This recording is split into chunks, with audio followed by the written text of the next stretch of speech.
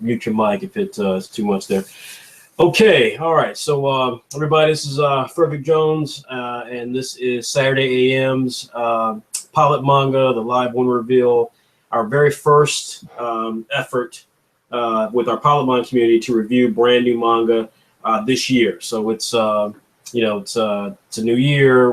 We've got a group of brand new creators in many cases, and we're really excited about 2016, everything we've got planned for 2016. Now, I am talking to you on a brand new Mac. I got it for Christmas, and it's not a brand new Mac, but it's certainly better than what I had before. I had an old Mac Mini, and so my parents and sister got me a fantastic new computer. So it's got a decent camera there, so you can probably see me a little bit. And one of the things I did want to show off, since now I can finally do some of these things, is first and foremost the shirt.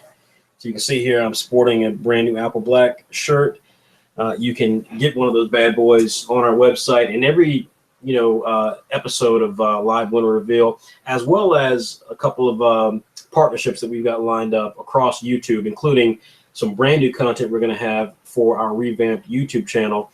You're going to see some brand new shows, tutorials, interviews, all on our YouTube channel, and then some partners that we have in the YouTube space. You're going to see them sporting, again, some really cool Saturday AM paraphernalia, hats, T-shirts, and things like that. So we're really excited. 2016 is going to be a huge year for us, and we're so pumped about all the various things that we want to try to do this year. At the core of it, though, as always, is creating next level manga entertainment, and that means working with some of the best amateur creators from around the world who are helping to bring diversity to manga, because I think, again, if anyone lives in a bubble and believes that manga is diverse, they're crazy. And it's and I started the company specifically to address that. So it's our third year. We have grown significantly. We have fan bases and activities in several countries, everywhere from Australia, New Zealand, United States, of course, Mexico, and so on, all throughout Europe, all throughout Latin America. We're breaking more and more into Africa. So it's been an amazing journey these past 3 years. Some of the great things that we, of course, have done is that we are currently producing books, which has been one of the #1 requests that people have had for us. So all the amazing content that we've developed, we've been able to create our own books. So you can see behind me a ton of manga, particularly manga from Viz and just a variety of publishers like that. But we have published our own manga, and basically we've taken some of the best content that we have exclusively at Saturday AM and turned it into books. And so you can see here, this is Saigami, Volume 1. First of all, you can see just how big it is as well. That's another amazing thing about this. And of course, the content is fantastic. You can see here, this is some beautiful content. One of our best-selling books, one of our newest books, is Bully Eater by Raymond Brown. It's co-written by Will Colin. And you can see it's a really great cover. Raymond is just such a fantastic artist. All of our artists are just really, really astonishing. And Raymond just brings a really cool American sort of view. Whereas Andrea Voros, who did Saigami, brings this really cool, very authentic looking Japanese work. And she's from Hungary. Raymond, who is an African-American from America, just delivers this really cool kind of fun, cartoony, manga style, and it's awesome, and it's a fun read as well. Next up, we have Z Forever, which is different. You can see, first of all, it's got one of the absolute most gorgeous covers that we've produced. This is from Mark Reed, another African-American creator. And one of the great things about this book, or one of the unique things about this book, is that you will notice this is actually reading in traditional Japanese format. Now, it's not something that we like to do frequently, but it's something that we have done in this particular case, and we'll probably continue it for Mark Reed's Z Forever series. The second book of this, of course, as with all these books, we'll of course publish. And then, of course, is the granddaddy of it is Apple Black. It's one of the thickest books that we offer. And you can see here, it is, of course, has some of the best art you will find online, some of the most incredible manga style artwork. And what makes it just so astonishing is that Apple Black is by Odunze Agogo, who is from Nigeria. So that's an astonishing sort of view when you think about the fact that, again, we've found this diversity. We're bringing it to the table. People ask a lot about, or are you having diversity? Where are the Black characters and stuff? And we've brought those. We have a title called Clock Striker that has been phenomenally successful for us, and that will be returning in 2016. But the key thing when I started the company was not to have Black characters. We're not a Black company. We have, we have Latino, we have Asian, we have European, we have, Latin America, so on and so forth. But the idea really, men and women, the idea was just to bring diversity in terms of different mindsets, different backgrounds, and that, of course, typically involves race and gender and all those other things, and to bring that into manga so that when you're reading content, it feels different because it really is existing with different people at the helm, which is totally different from the way it is in Japan. And so I'm really proud of what we've done with that. We've got other items you can get on our website, such as these great prints. Of course, you've got Saigami here. You've got Bully Eater here. There's some really beautiful prints, and we've got more coming. And of course, again, you've got really awesome T-shirts. And this is actually one of our more boring T-shirts, and it's still an awesome T-shirt. So, and we hope to bring out some hats soon as well. So again, it's been a really exciting 2016. If you don't know, much about us, if you're still trying to learn more about us, it's your first time checking us out, one of the key things I'll say to you is that one of the big things that we do is if you love, for example, like Shonen Jump, we basically publish a manga anthology, again, made up of all these diverse, amazing voices. But ours consists of content, of course, more diverse and more global. And it is, I'm actually bringing up here one of the issues, and we do it digitally. So it's available on, for example, like your iPad. And so this is what we produced, is our 41st issue. And so you can see here just how gorgeous this is. So when people ask, well, what separates you guys from everyone else? Well, this is a big piece of it.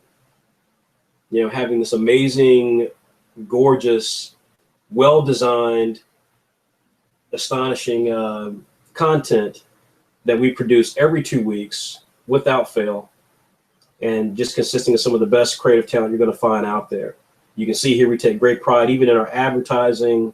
There are hyperlinks here, so if you click the link, it takes you to the actual site. We have interviews with creators, and you can get 20 issues of our digital magazine for $5 a year, just $5 a year. So again, that's the whole realm of Saturday AM. What I'm going to do as well is make sure that you guys see a little bit more about us by letting you check out our let's see here, our site. And I'm going to bring that up here in a minute. And then, of course, you can have a chance to see all the really cool stuff that we have going on our site. And we will get started from there. Now, joining me on this presentation is Stephen Alcade. He is both a contributor to our digital magazine. Stephen has done some excellent interviews in the last couple of weeks, as well as a writer of some material that we'll be having here soon. And so, Stephen, you want to say a couple of quick words of hello? Hey guys, how you going? How's it going? So one of the great things about Stephen, aside from just being just a really decent person, is that, when I started the company, again, one of the things I wanted to do was to not just have, diverse content and diverse creators, but I wanted to have a place for amateurs, not just in the creative sense, but in the actual administrative sense. And one of the things that we talk about a lot is that the experience of building Saturday AM into this brand that it's become should be that creators make more money than they've ever made before. And that's certainly the case with some of our guys who have books coming out. They're going to be making more money than they've made in the past with these books.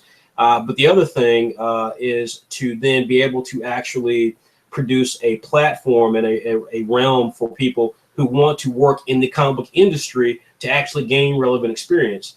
And it's just one of those things that's kind of funny where, you talk to people and they're like, oh yeah, well, I want to do comic books. And, and it's like, once they kind of come to the realization that maybe they're not going to be the best artists or they're not going to be the best writers, it's like, Sana Amat, who created Miss Marvel, she's not a writer, she's an editor for Marvel Comics. Axel, forget his last name, but he is Axel Alonso is the editor-in-chief of Marvel. He's very, very popular, very famous, but he came in from what they call the suit side. He wasn't a creator. He was the guy who was managing talent and editing some of the top series and putting together top series by putting this character with this creator. And so there is so much opportunity like that we want to explore with Saturday AM. And so again, if you're sitting out there and you're watching this and you're like, I love what these guys stand for. I love what these guys are about. I love the diversity. I love the character. I love the personality.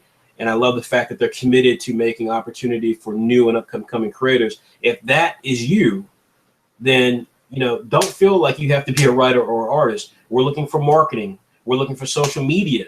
We're looking for people who want to be editors. We're looking for people who want to be designers. We're looking for people who want to be sales. We've got these books and we intend to have these books in bookstores. So we have so many different places now where creators and talented individuals can actually step in and play a role. And so I just want you all to know that we are absolutely committed to bringing that level of diversity to the table. We want all of it that we can muster. And so if you're out there, if you're interested in those things, Saturday AM is home for you. Step in, let us know that you're ready to get involved, and let us help you build a career for yourself with us and or the experiences that you can then take to Marvel, DC, Image, Viz, so on and so forth. So that's it. You're checking out our website right now. And obviously that's not while we're here. While we're here is that this is the live winner reveal, meaning that you see these cool characters at the top of this page. These are just a handful of the characters in the exclusive series that we offer. You can see from the very left, Ayumi from Saigami, beautifully drawn by Andrea Voros. Next to her at the bottom there is with the guy kind of having his finger like, come on, is Sal. He is the main character of Bully Eater, a big series from us from Raymond Brown. Right above that is brand new character, Latino character, Anthony Perez, who is known as Ant, and he is a character from Monster Society of America, brand new series that has really taken off for us with amazing artwork by Christopher Crady. His opposite end, right outside next to the foot, at the very top with that energy sword, is Serenity Vargas, a Dominican Republic character. I don't think I've even seen those in comics. A Dominican character who is this gorgeous woman. She is fighting for civilization and humanity against the Judgment Day, against the angels who have come to declare Judgment Day on mankind. She's a star of our first horror series called No to Heaven. The cool guy in the Tommy Bahama sort of outfit, beachwear, is Turbino. He is a Cuban character from Cuban creator Leonardo Massip, and he is just an amazing character, very fun and funny series, and very popular. And then the big daddy, of course, is Sano here. He is part of Apple Black from White Manga, aka Adunze Agogo, and also back up to the young lady with the energy sword, Serenity Vargas. That incredible artwork is drawn by William Brody. Now, William and Christopher, who did Monster Society, and the guy in the beach wear here, Turbino, from Leonardo Massip, the three of them joined this amazing lineup of creators from Pilot Manga. They joined from Pilot Manga. And Pilot Manga, you can see here on our website, is our exclusive home for amateur creators who want to test themselves in a serious way against other amateur creators. But more importantly, it is the only way that we handle submissions to Saturday AM. So people, I literally woke up this morning to 3 submissions from young people from around the world saying, hey, I love what you guys stand for. I've got a great idea for a manga. Could you guys please carry it? A lot of these guys are young, and they even put their phone numbers in there, which is crazy. I'm not calling your phone number.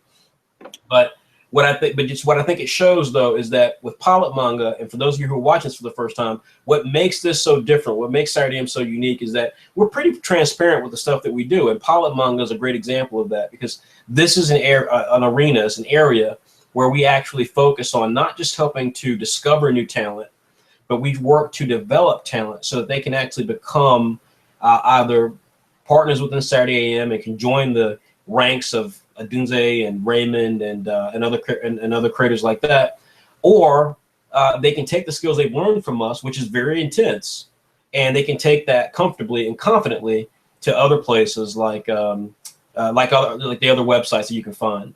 So you're on this page right now for Pilot Manga, and you can see we've done a really poor job of updating all the winners we've had in the last year. But this has been active. We've been doing this now for 2 years, or just about 2 years. So we have a lot of really cool things here, and Pilot Manga is the conduit for people who want to join Saturday AM, and that's what this episode is all about tonight, is us looking at some new talent who've wanted to join Saturday AM and is finding out whether or not their properties are at the level that we think they can work for us.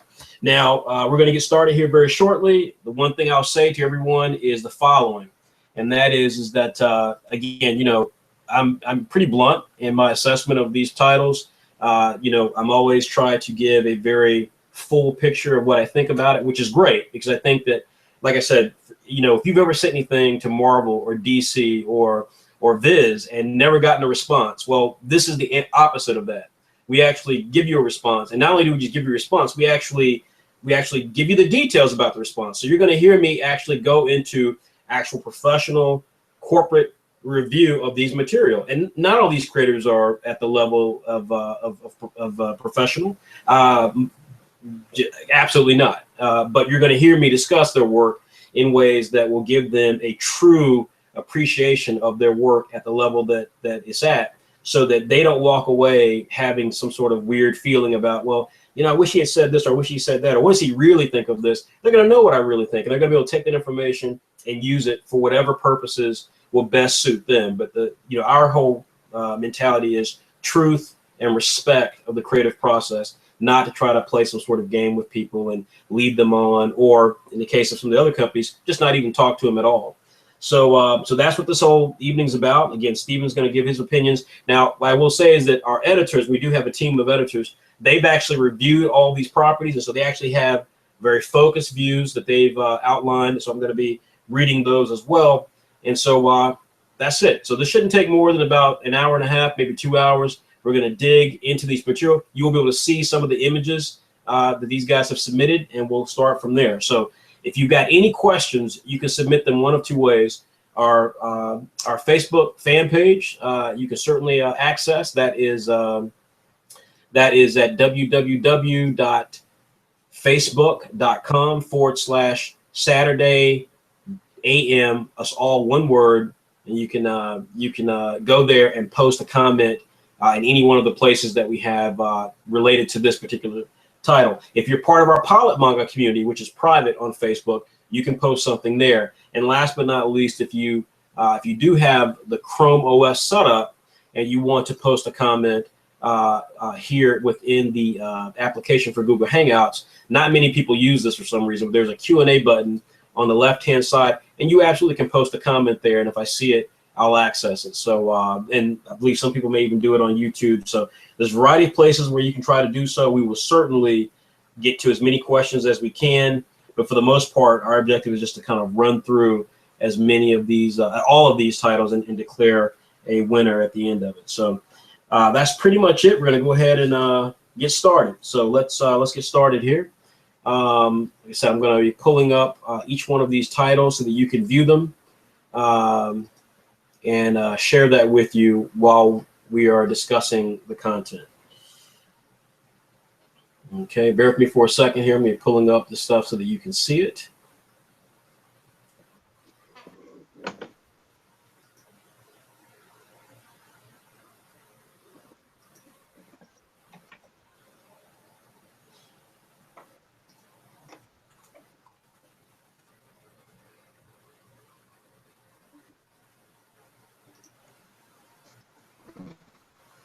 Okay.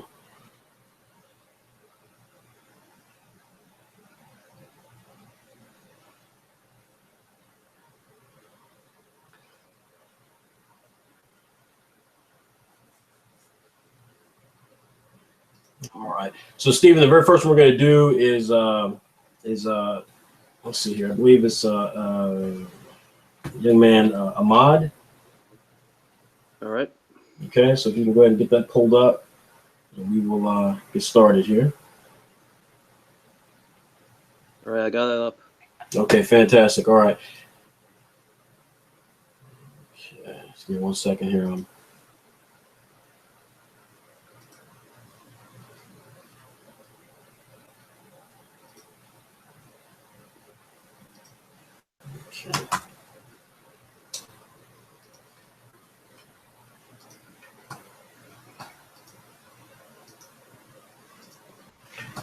Okay, all right, let's go ahead and all right, let's go ahead and get started here. I'm going to share the screen here with Ahmad's work, and what I'm going to do here is I'm going to read the setup here. So what we ask individuals to do, let's see here, should be working. There we go. All right, so you guys can see some of the images here, and again, we'll make these images available as much as we can. So this first entry is from a young man named Ahmad. Let me make sure I get his name correct here. Let's see here. I believe it's Ashraf. Yeah, Ahmad Ashraf. And so Ahmad's concept is what we ask everyone to do. The way these rules work is that this particular test flight, we ask for three things. We ask for several things. We ask for three things in particular. We always look for a specific amount of pages that will demonstrate their ability to tell a story. We don't necessarily ask that you present a full story. We just want to see examples of your storytelling ability. The second thing we ask for is a written description that gives us detail about the series. And part of that written description is what we call a pitch. And that pitch, if you've ever, seen any sort of Hollywood TV show, that pitch is essentially a pitch, like a Hollywood pitch. It's like, it's, if someone is describing, Batman versus Superman, they're going to go, well, it's kind of like, it's kind of like Man of Steel versus Batman. So they're just going to kind of put it together in a very basic way. And, you're either into that or you're not. But the key thing there is to kind of get you excited about the overall concept as quickly as possible. So that's the general idea. And so we look for that. And then the last thing is we look for ancillary artistic aspects so we can see exactly how this individual handles ad hoc creative procedures. So if you're doing like an ad, for example. So this gives us a good idea of that. So this first entry is from Ahmad Ashraf, and I'll just read a little bit of what he's got here. What he has here is the pitch is Yu-Gi-Oh!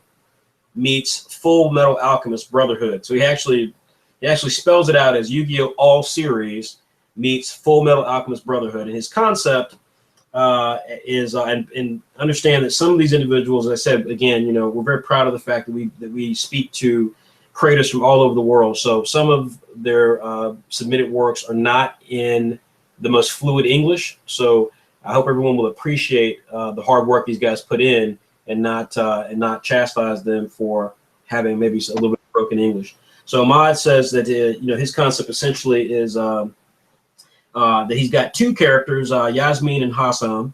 Both are brother and sister, and they're completely different as characters. Essentially, this takes place after a great war where the world has basically kind of run out of resources, and there's many countries that are battling chaos and hunger. And as part of the reconstruction of this world, they have created a brand new card game which involves mythical and folklore references with rules that have been approved internationally, so that now you settle disputes via the cards.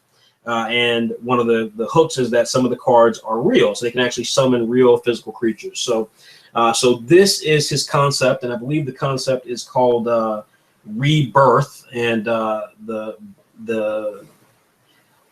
it's Rebirth, which I think has a little bit to do with like Earth in it. What you see here is the first couple of pages. We asked them to produce pages that had dialogue, and we asked them to produce pages that did not have any dialogue. So what you see in these first couple of pages involves some dialogue, and it's a action sequence where these guys are summoning cards and involved in a fight. You can see here even the little meters at the bottom of the page here on this particular page. Then we get here to two non-dialogue pages. These are pages that we just wanted to see them be able to have to work and tell a story without dialogue. And so this is what Ashraf is doing, Ahmed's doing here. This is the ad that he did here. It's a little banner ad. It just basically shows the two main characters. Here's a mock-up cover that he did. He used our Saturday AM logo. And then this is a turnaround featuring Yasmin, who is, as you can see here, is a very active, athletic female. So this is the overall concept. Let me just ask Stephen very quickly. Stephen, what did you think of this? First of all, I was actually very happy that they both Hassan and Yasmin. Those are both Arab names. Yeah. Not very many entries actually have Arab names, so I found that a bit refreshing. What I just wanted to say, I really love page 3. I love the angle to it. The action had a lot of energy to it. But if I may recommend, that the artwork does the job. The artwork's pretty good. It does the job. But if you were to make it a little cleaner, it'll be a lot better. You have the anatomy correct, but there are a few scenes that's a little sketchy. But if you were to erase those sketch lines, it will look a lot better. But in total, I'm liking it. All right, so two of our editors, these were the comments that they had. Teresa, one of our editors, indicated that she said, that the art at this point was not the level that it needs to be for this kind of story, she felt. She said, if you're going to recreate a fantasy world, you need to have strong art to really pull off that fantasy world. Peter's comments were that the concept didn't make a lot of sense to him. He said, if a war happens and we're left with no economy or resources, then how are we going to have time to not just use, but invent an entirely new card game, especially when so many already exist that are already popular and played worldwide. I guess he's talking about traditional card games like Gem Rummy and, Go Fish and poker and all that good stuff. He said it would have been better to just invent a new world altogether that meets Ahmed's requirements than to use our own world. My sense of this is, to everyone's point, I think, first of all, I'm with Stephen. I actually thought, and this is the comments I posted to Peter and Teresa, I'm with Stephen 100%. I thought, first of all, Ahmed has presented before to us. And this is by far his worst work. His first entry he did, which was also a card-based game, was far more tighter than this. But I think the fact that you can see, like on this page right here, to your point, Stephen, this panel right here where Yasmin, we're looking at her from the back and she's fighting this guy, and this guy's got his hands in his pocket, and there's all this kind of explosions and excitement happening, and she's on the other side in a very dynamic pose. Like this is actually, this is actually a skill set that is not something you find in even in some of the best artists, that level of diverse draftsmanship where you can actually stage the action and have different perspectives. That is a very strong skill set that he has, that Ahmed has. But unfortunately, too many of the pages look horrible. I mean, this page is just non-decipherable. This page is non-decipherable. I mean, I can tell the character here is pointing something. I don't know if that's a ship behind him. I don't know if that's a beast behind him. I don't know what that is behind him.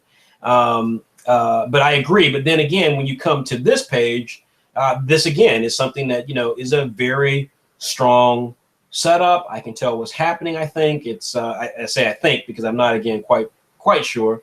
But, I know the character's kind of laughing at something. They're having their own personal life. And this character's kind of walking through kind of in a malaise, and he sits on the bench, and then his sister comes up, I think, to him. But there's some real, there's some real strengths here. There's a lot of weaknesses, but there's some real strengths here. Unfortunately, this is not something that moves to the next level for us because, again, there's too many problems with the art. Ahmed is one of the things that Ahmed does that I think I've talked about before in previous videos is that if you are going to re-enter a test flight, and this is Ahmed's second test flight, if you're going to re-enter a test flight, first of all, if you're going to use the same idea, and this is almost identical to the idea you had before, then you've really got to bring your A game. You've got to take upon the criticisms we gave you and actually try to do something different. This is different. There are some different things here. The Yasmin's character name is the same, but there are some differences here. But it was a boy and a girl. The girl was the main character. It was a card-based game. It took place in kind of like the future after the world had kind of suffered. So there really nothing's changed here, and that's unfortunate that you would have the same concept. Your artwork is less appealing than it was the first time, and there's nothing really sophisticated in terms of telling the story. The execution is just not where it needs to be. So this is going to be a pass for us. But again, I feel very strongly the same points that Stephen made. There's some real quality potential in the artwork here, and I'm so pleased to see characters who are Muslim, I take it, or at least Arabic, because that just adds to the diversity that we need to see in our content. We can't always be the same. If it's Japanese manga, the same sort of white kid with a Japanese name. It's got to be something more diverse than that. And this was a real step in the right direction on that level. So that's the situation there with Ahmed. I'm sorry, may I add something, Mr. Frederick? Yes, go ahead. Ahmed, if your intent is to make a manga about a card game, I recommend you, on your spare time, you try to design your own card game. Create the rules separately from the comic. Focus on the game first. Sort out the rules, and create your own. Just create your own game, and then turn it into a comic. Yeah, exactly. So yeah, I mean that's a whole nother aspect of that. But I mean, we didn't even need to see that for this. I mean, we just need to see that there's a story here to be told, or at least some interesting things. And unfortunately, there wasn't. So okay, so that is Ahmed. Next up, who's the next person that right underneath Ahmed there? Okay, I'm gonna pull it up right now. Okay, the next one is Nico Barton. Okay, so Nico Barton here. Okay, so we have Nico Barton, and Nico's concept here is Kigakari Mangaka Club. And if you bear with me for a second here, I'll go ahead and pull up the information about this title. So just give me 1 second here.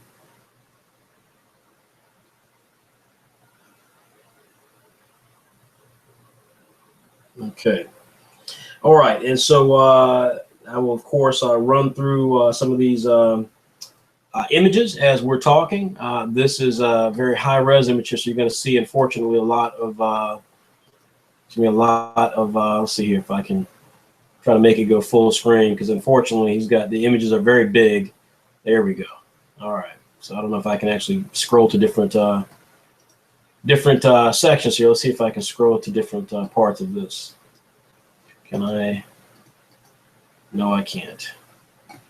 So, all right, so that's not going to work. So, all right. So, anyways, all right. So, sorry about that, guys. We'll just make do with what we got here. So, here we go. There we go. Reduce the size there. So, Kigakari is. Oh, that's right. These are PDFs. That's why. So, Kigakari Manga Club by Nico Barton. This is he says it's Genshiken meets Toradora. I don't know what Toradora is. I know Genshiken is about a manga club. It's a manga about a manga club, so that part's pretty cool. This basic plot is that Kigakari Mangaka Club follows the lives of Yasuo, Takahashi, Daiki, Saito through their last year of high school. So it follows two people here. He's got a comma, which makes me think it's more people. At a young age, Yasuo sacrificed himself to save Daiki from being hit by a car. Although the car stopped and neither of the children were hit, it did leave Yasuo with severe anxiety. As he gets older, he is becoming more and more withdrawn because of his fear that anything could hurt him. The story starts on the first day of their last year in school. And in this final year, essentially, we're going to find that Yasuo is drawn out of his shell by a love interest as a foreign exchange student, and Daiki helps him do that as well. The group will start a mangaka club to help Daiki as an assistant for his manga submissions to Japan's biggest shonen manga magazine. So there's a lot more than that. And again, that's one of the kind of negative aspects of these things is, it's like, get to the point. We don't need to have all that backstory stuff to it. Just get to the point. There's a lot of stuff to read. And once you get bored, you're kind of out of the story. But this was interesting. I did find this to be an interesting setup. Now, what I'm going to do here is I'm going to because he's got PDF files, I'm going to have to go through each page separately, which is not exactly how I asked him to set it up. I typically tell people to send one PDF file that has all the images on it. Nico did not do that, so I'm having to load each page individually just so you guys can see some of his art here. But what he did do, you guys can see that it is in color, and he does have, we get to see some of the characters here. So I'm going to go ahead and let Stephen give his thoughts on this, and then real quickly, and just keep it real brief, Stephen, and then I'll hit the other people as well, and I'll be showing the artwork while we're discussing. Just want to say that I really do enjoy the colors. The backgrounds are pretty good. It has making a manga about making manga. It's a little difficult here in the West, and typically it's made by people who have many years making manga itself. So I would recommend you wait to make this into a series when you have a little bit more experience. But I did like a lot of this. Also, here in Saturday AM, from what I've seen, we have an emphasis on diversity. A lot of these most of these characters are believed to be Japanese, if I'm right. Mm-hmm. I would recommend you kind of change the ethnicity of a few of them. Maybe the main character can be Japanese, but it needs more people of different nationalities. And my last point would be, there's a 7-Eleven logo here, or something that looks like a 7-Eleven. I believe it will be, if you're going to imitate brands, I recommend you distort it a little bit, because recreating logos can be a little dangerous, I believe, or I could be wrong. Okay. All right. So let's see here. Yeah, let's see here. Some of the other comments that came in. Teresa indicated that Nico, she felt that Nico may not be familiar with Bakuman, but this is pretty much the exact same story, which is kind of true. And I apologize, that's my dog. If you guys have watched any of these things in the past, that's my dog. The second comment here from Peter, he said the same thing. He says, I feel very strongly of somebody trying to write their own version of Bakuman. The idea of a boy suffering from extreme anxiety is rather appealing as a story and should be the main focus. I agree. I agree with what everyone here has said. I think, my big issue with this entry, again, I think art-wise, there were some things I liked here art-wise, or some things I didn't like here, and I apologize for showing the same image. Again, this person didn't follow the rules exactly, but I have a real issue, and I've talked about this in the past. When you are not Japanese, I find that extraordinary. I don't know Nico Barton's race, but I find it just extraordinary when people who are not Japanese try to do Japanese content. The Japanese, I'm sure there'll be some people watching tonight who will be like, I can't believe you got to call this manga. They'll take this very kind of snooty, frankly, asshole sort of view about what we do and what this whole point of this video cast is, because they'll feel like we should not be referring to something as manga if it's not from Japanese creators. I disagree with that. I think that's stupid. That's just such a dumb idea. Even some professional creators have that mentality, and if we ever get a chance to go to comic convention, I'll make sure that they know that I think that's ridiculous.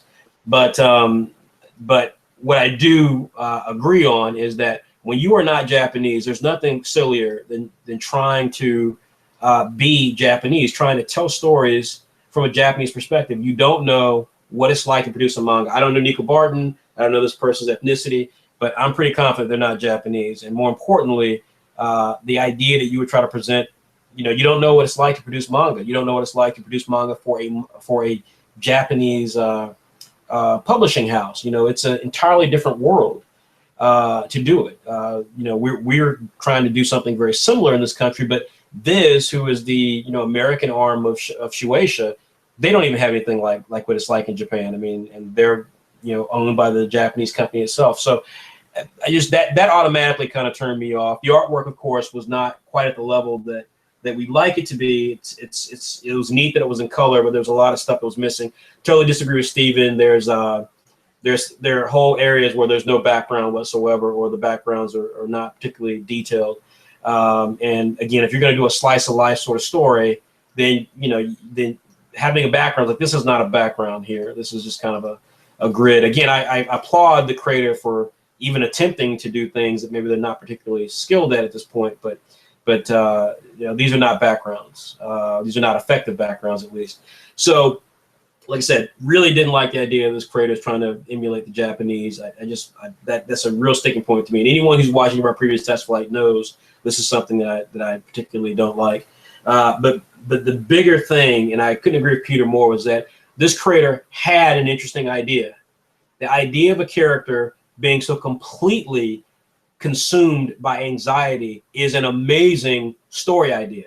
He could have had a fighting manga with a character like that. Imagine a fighting manga where the character has that unique quirk, where everything makes him anxious. Or imagine, manga with someone who's trying to date girls and they get very, very anxious. I mean, anything could have been better than this. And this was not the right setup for it. And I feel like, again, I'm going to talk about this a lot tonight because I saw this a lot. But this is one of those scenarios where you see in the pitch, and again, this pitch was Genshiken meets Toradora. You see in the pitch what this creator's kind of fanboy inclination is. Like, they're a fan of this particular property. They pull that property out. That's the property they want to achieve. And instead of them creating something that's authentic to what they themselves can do, they're trying to do their fanboy version of another manga that they actually like. And we're gonna see this a lot tonight because quite a few of these guys did this. But this is a good example of this because there's nothing here that is touching on the ideas of Genshinken or even Bakuman in a unique way that could have been there. It could have been there with the whole anxiety thing, but this creator either wasn't skilled enough to do this or didn't think that was interesting enough. And as a result, what we have here is an idea that has some real merit, a background or setting that this creator is really not in a position to do, and then some artwork as a result of that fails to meet the criteria of that because it's taking place in Japan, which this does not look like Japan.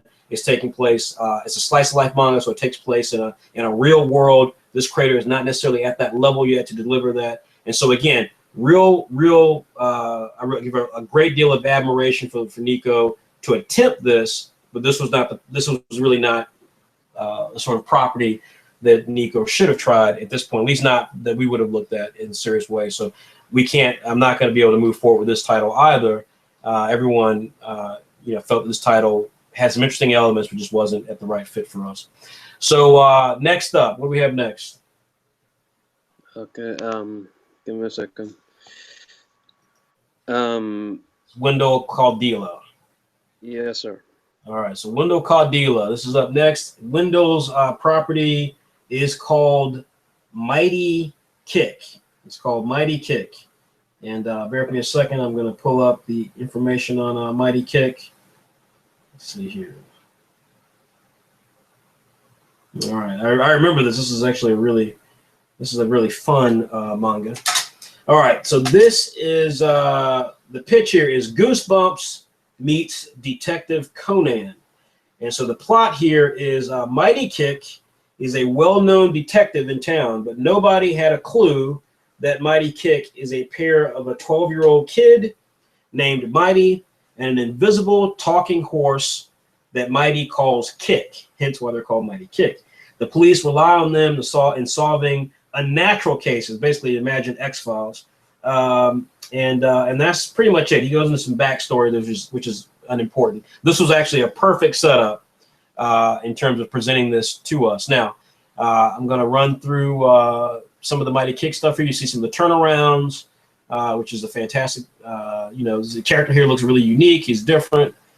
We see an ad here. The ad is not very good, but still, it's one thing I do like about the ad is the design here is horrible. But I love this thing here about when unnatural cases occur, police seeks help from a kid and a talking horse. If I saw this on an ad, in fact, if he just got rid of, I don't know what those footprints are for. I mean, this is a horrible ad for several reasons. One, he totally destroyed our logo here. That's not how our logo looks, but I give him credit for trying. I also give him credit for taking the foot part of the logo and then having it kind of tamper along there on that thing. But this is an ad for Mighty Kick, and nowhere do I see the name Mighty Kick. This is an ad for Mighty Kick, and I've got almost 60% of the ad is devoted to the Saturday AM logo and some little neat trick with the feet. That's unacceptable. If your job is to sell people on the idea, and you've got such a cool idea about a kid and an invisible talking horse who solve murder mysteries, the ad should be easy as hell to do. And this is a perfect example of a not good ad. Although again, that first part of it, where we kind of get a hint of the of the horse, and then this idea about when a natural cases occur, police seeks help from a kid and a talking horse, question mark. That's good stuff. So then here we see here the pages that they sent, and what this person decided to do is to take our rules and make it work for the story they're trying to tell. So they actually told a short story, or at least tease a short story, but it's consistent. So they didn't they didn't present two different scenes. These are all together, but some pages don't have dialogue, some pages do. So you see here that Mighty Kick are kind of talking about they're kind of talking about things and about just kind of how you there's a character named Sherlock, which is meant to be Sherlock Holmes, I guess, and they're kind of just basically joshing each other and things like that. Some kids come along, we see here at the bottom, and they start making fun of Mighty because he's basically talking to his invisible friend. They don't see the horse. They just think he's crazy. And then of course Mighty ends up getting into a fight with a girl who actually punches him. So it's actually kind of cute. I thought it was really funny. We get into another action sequence here, but Mighty gets his butt kicked. But I just thought it was really kind of a neat way of introducing some of the elements here of the story and using the non-dialogue and dialogue pieces of it. You can see here, there's some really interesting things here, and he actually kicks the girl in the butt, which is again kind of funny considering that the series is called Mighty Kick. So this again is from Wendell Caulfield. I'm going to let Stephen give us some thoughts on it. I'll continue to cycle through the art, and then I'll talk about what the editors thought about it. But Stephen, our guest judge here, Stephen, what did you think? Just our guest observer. What did you think, Stephen? I liked the basic plot. It reminded me a bit of Calvin and Hobbes, and I really liked the toning. Okay, so Peter, so let's see here. Teresa says, she says that this made her laugh. The horse looks hilarious. The whole idea of them being paranormal detectives is funny. I don't quite know about the fighting though, but it's a good detective series, don't require fighting. So she doesn't understand the need for that. As regards to the art, it's very basic. It's not very well executed. Wendell needs to draw a bit more so that he can get to a level that is more acceptable. Peter stated this is the exact same plot used in the Goosebumps movie, plus detectives. The fight scene isn't well executed or drawn. Like Teresa said, it's a good detective story. A good detective story has no need for a fight sequence. The struggle is meant to be mental, not physical. So I put that I didn't agree. I thought this was awesome. I thought it was hilarious. I thought the concept was, first of all, the writing here was actually really good. The dialogue was fun. The characters seemed kind of interesting. We could tell there was real stuff going on here with the characters.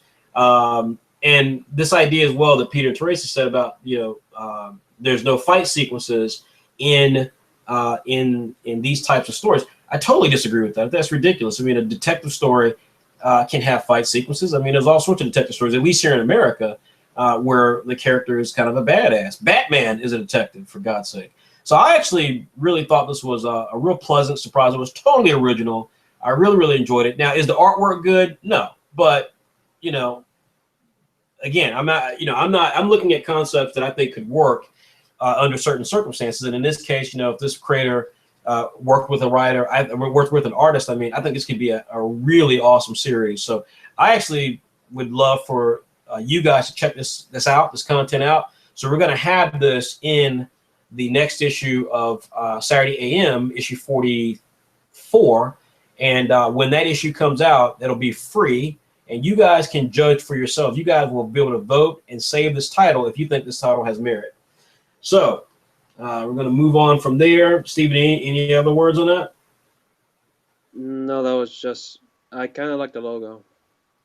You like the logo for it? Yeah, I like the logo. Yeah, I thought it was a pretty interesting logo. All right, next up is Jaime Molina. And so we're going to put this up real quickly. Let me get ready and talk about this particular series. Just bear with me for a second. This is called Paradise Down, and you're looking at the ad here, which is really just a snapshot from the cover, but he did put the logo there. So it's very effective. It's not, because it is just pulled from the cover and kind of stretched and squeezed a little bit. It's a bit odd looking, but you know, there's some vibrant colors here. The logo is clear to understand, so it's a decent ad. Here's the cover, so you can see what I'm talking about. Basically, the plot here is that Reikio Sakurin. Well, first of all, the pitch is Lupin the Third meets FLCL. So it's Reikio Sakurin, a thief with dreams of fame and glory. He sets out to find a map that will lead him to an ancient treasure. However, things take an unexpected turn when the map is revealed to be, in fact, be Tybalt Valentine, a young boy who's trying to reunite with his mother. So he strikes a deal, and Reikio promises to return Tybalt in exchange for the treasure at the end of their journey. So along the way, they come across a motley crew of allies. There's a swordsman named Ghoul. There's a mercenary named Hikaru. The neurotic Princess Relisa.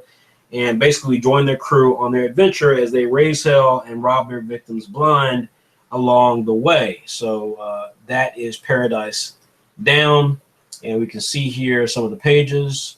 And so, Steve, I'm just going to turn to you real quickly then and let you give your perception of this as we look at some of this artwork. Well, I really like the artwork, especially the cover. The marker work is very clean. I like it. Reminds me a bit of classic shonen. And I really like the inking. It's clean and it's easy to understand. So this is something you think is pretty cool? I like it. I like it a lot. Yeah. All right. So Peter, I'll switch it up a little bit and go to Peter first. Peter says the concept strikes me as being somewhat generic, but that's for a good reason. It has worked many times in the past. The art needs work in some places, but I would call it sufficient. Certainly in the world of webcomics, it's certainly sufficient. The lead doesn't really seem like much of a thief, though. He does steal things, but good thieves are supposed to be able to get in and get out without ever being seen. It does look like it could be a lot of fun to read, though. Teresa states that she liked the concept. It sounds like a lot of fun. Then we have the art, which, although not great completely, is clear and effective and has style. I don't know. I think it's worth a run. So that's their perception on it. I tend to be plugged into these things, and so this is something that I think ran or tried to run on Manga Magazine, which used to be or was Ink Blazers or one or the other. It was Ink Blazers was Manga Magazine, Manga Magazine Ink Blazers. I don't know which one, but I think this did have a place there. I think this was also featured or tried to be featured on Tapastic. So I'm always kind of dubious of that because basically I don't know if we're just getting content that was rehashed from somewhere else, and this could very well be that. My feeling about it is that there's no question that this artist, Jaime Molina, is talented. I mean, we talk about backgrounds. We talked about with that manga about the kid who wanted to be a manga artist and so forth. Like, these are backgrounds, ladies and gentlemen. These are backgrounds. These are actual backgrounds. This is what backgrounds from an amateur artist can and should look like, if not even more detailed. So there's no question here this artist is skilled in a variety of ways.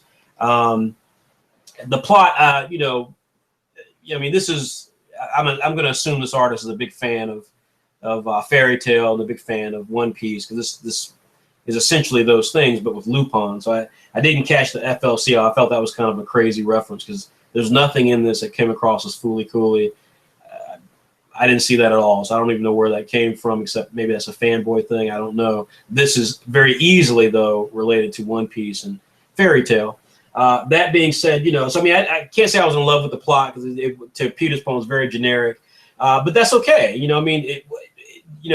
What my feeling on something like this is generic. We had a comic called Blaze Reborn in the last test flight we did, and that one was Dragon Ball Z. I mean, it was literally Dragon Ball Z. But my whole thing with stuff like that is that I don't care if that's what your inspiration is, whether you want to admit it or not. What I care about is that your execution is solid, that you know how to solidly execute something that over time and as you gain more experience can become an original vision. I mean, manga in Japan are littered with knockoffs of other mangas. So that's not, or things that are heavily influenced by other mangas. So that's not a big deal. I mean, God knows Black Clover in Shonen Jump is Naruto. But it's cool because it's not Naruto, because it does take deviations in all the important ways. And this right here could very easily be the same thing given time. So I certainly think this is worth continuing on with. This was a very solid presentation. The lettering was easy to read. The character designs, even for the minor characters, was pretty well put together. The main character was quirky. Rakio. Again, I could pitch a little bit about the fact that I think this. I'm not sure. Again, I don't know anything about Jaime Molina.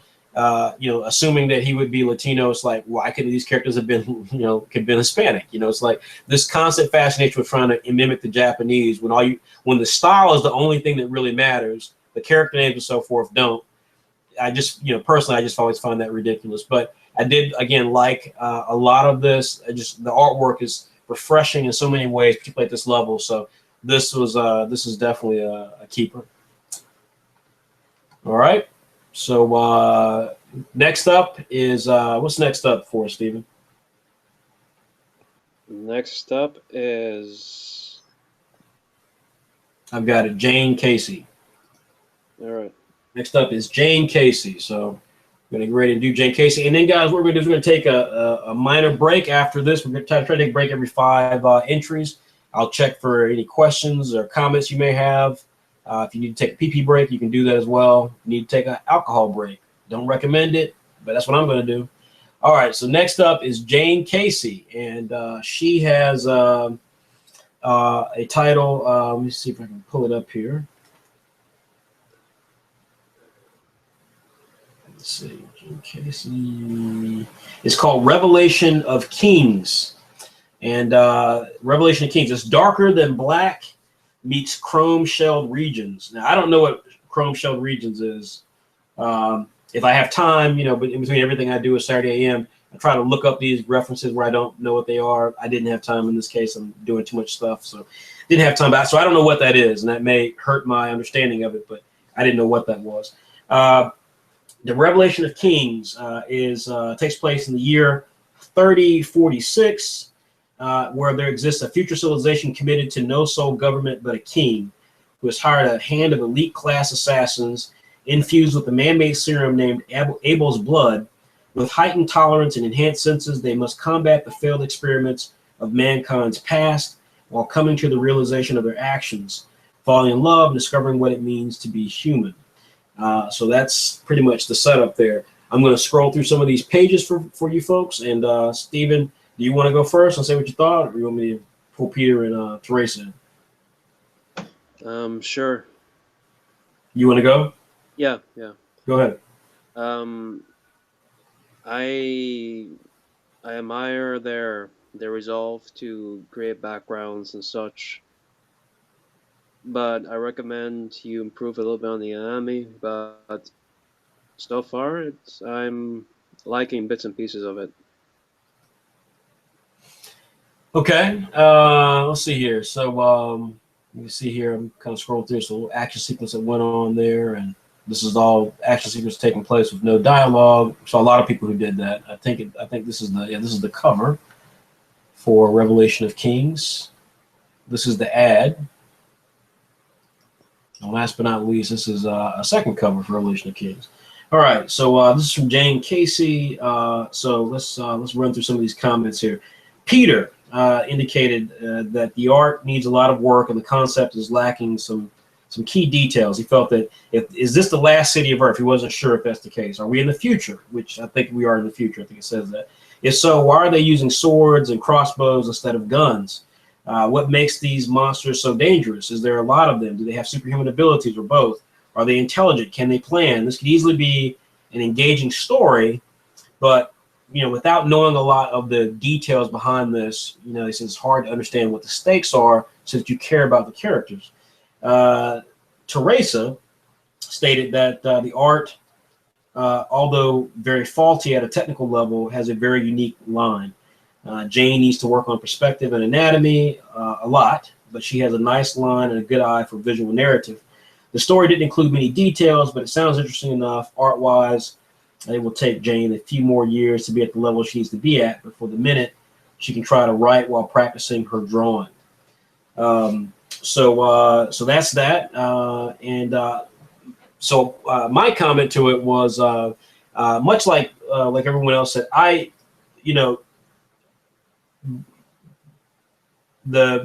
had a lot of issues with this, chiefly because I felt that this is one of those examples, and we see this in every test flight, where this is way too ambitious, perhaps, for the creator. And I say that respectfully because I could totally be wrong about that, but then I'm not wrong in my assessment. It just means that perhaps I'm wrong in the area where I'm focusing. My point here is that I feel like to write the story, this is way out of this creator's league, perhaps, because as all the other guys said, we're missing a lot of key details. And if you've got a world that could be this interesting, and this world seems like it could be very interesting, then that should be your chief focus. And the fact that you're then trying to throw artwork on top of here, which the artwork, of course, is not at the level it needs to be at for this type of story, then both things just make the whole thing fall apart. And so, I had a really tough time with some of the copy in the thing. When I hear, for example, and Jane is nowhere near the only one who does this, but when she writes here, with heightened tolerance and enhanced senses, they must combat the failed experiments of mankind's past while coming to the realization of their actions, falling in love. It's like, this sounds like a book cover, and this sounds like a book cover for something that I understand what the book is about. Either I've heard about it through marketing. I know what it is. I've seen it advertised. This sort of copy, and I don't know what in the world that I'm reading. I don't know who these characters are. My question when I read something like this, which has this kind of flowery language to it, which is unnecessary in this particular case, is my first question, kind of like Peter, is who's falling in love? I don't know who these characters are. They're coming to the realization of their actions. What actions? What actions did they do that were so bad? I have no idea what was bad, what was good. I could care less about these characters falling in love because I don't know who they are. So there's a lot of issues here that just kind of came into it. She talks about a character named Zori, but again, I don't know who Zori is. I just don't know. There's very little information given here who these characters are. We then, like I said here, as Steven said, I think very astutely, a lot of kudos for trying to do action sequences here. But again, unfortunately, in this case, when you've got this complicated of a story, the artwork has to be at the high level because you got to sell this. And when the artwork's not at a high level, then you're not selling this, and that's a problem. Everyone I think was being very kind in the assessment of the artwork. This image right here, where they're sitting at a dinner table, these characters look literally flat on the ground. They look as flat as the food on the table. Now, this is a unique perspective shot, and so Jane deserves a lot of credit for this. But this is very early stage art development here. There's worlds to go here regarding the artwork. So again, my feeling on this is that I don't know how old Jane is. I don't know Jane's background. I don't know anything about Jane. I'm extremely proud of Jane to enter because, again, you know what? Thank God we got some female creators in here. And in this particular test flight, we actually have more female creators entering than we've ever had. So big hats off to Jane. There's a lot of stuff here to like. I really like the potential of this world that she's trying to build. Abel's blood, the idea that these are engineered humans and so forth. We really like this. But then, like I said, we start getting into other areas here. This is like I said, we're talking about future civilization where there's a king. He's got a hand of elite class assassins. Who are they assassinating? Like, there's so many questions here that just make you frustrated because you want to know. It's such an interesting idea. You want to know more, but the execution here just isn't there to sell this idea. So grudgingly, I say we can't go forward with this. What I would say to Jane Casey is two things. Number one is, again, there are a lot of things here, art that you're trying that are impressive, that you're trying them. This first page here, the spiral staircase, character coming down the steps, this is an image here that most people wouldn't even attempt. Here where we've got characters walking down, like what looks like maybe like a castle, cathedral sort of castle.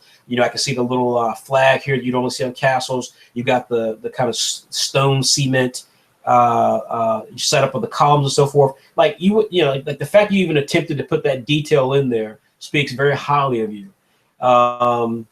We've got different perspectives that are being shown here, like this page. This is a perspective shot here that it's hard to attempt even when even when you've got the skills to pull it off. The fact that you're trying to pull it off, you know, you don't pull it off, but the fact you even attempted it speaks volumes to you. My comment to you is really simple. You need to draw frequently to get to the level that you need to be at to do this. Or if you're like me, you need to say, you know what, I don't enjoy attempting to do this stuff and not being able to pull it off the way that I want to. Because I know I've got a good story in here. And I think you've got a good story in here, Jane, but you know, you've got to make a choice. You either going to be an artist writer, and if you're going to be an artist writer, then you need to draw every single day and improve your skills on anatomy, on backgrounds, on perspectives, the whole kit and caboodle.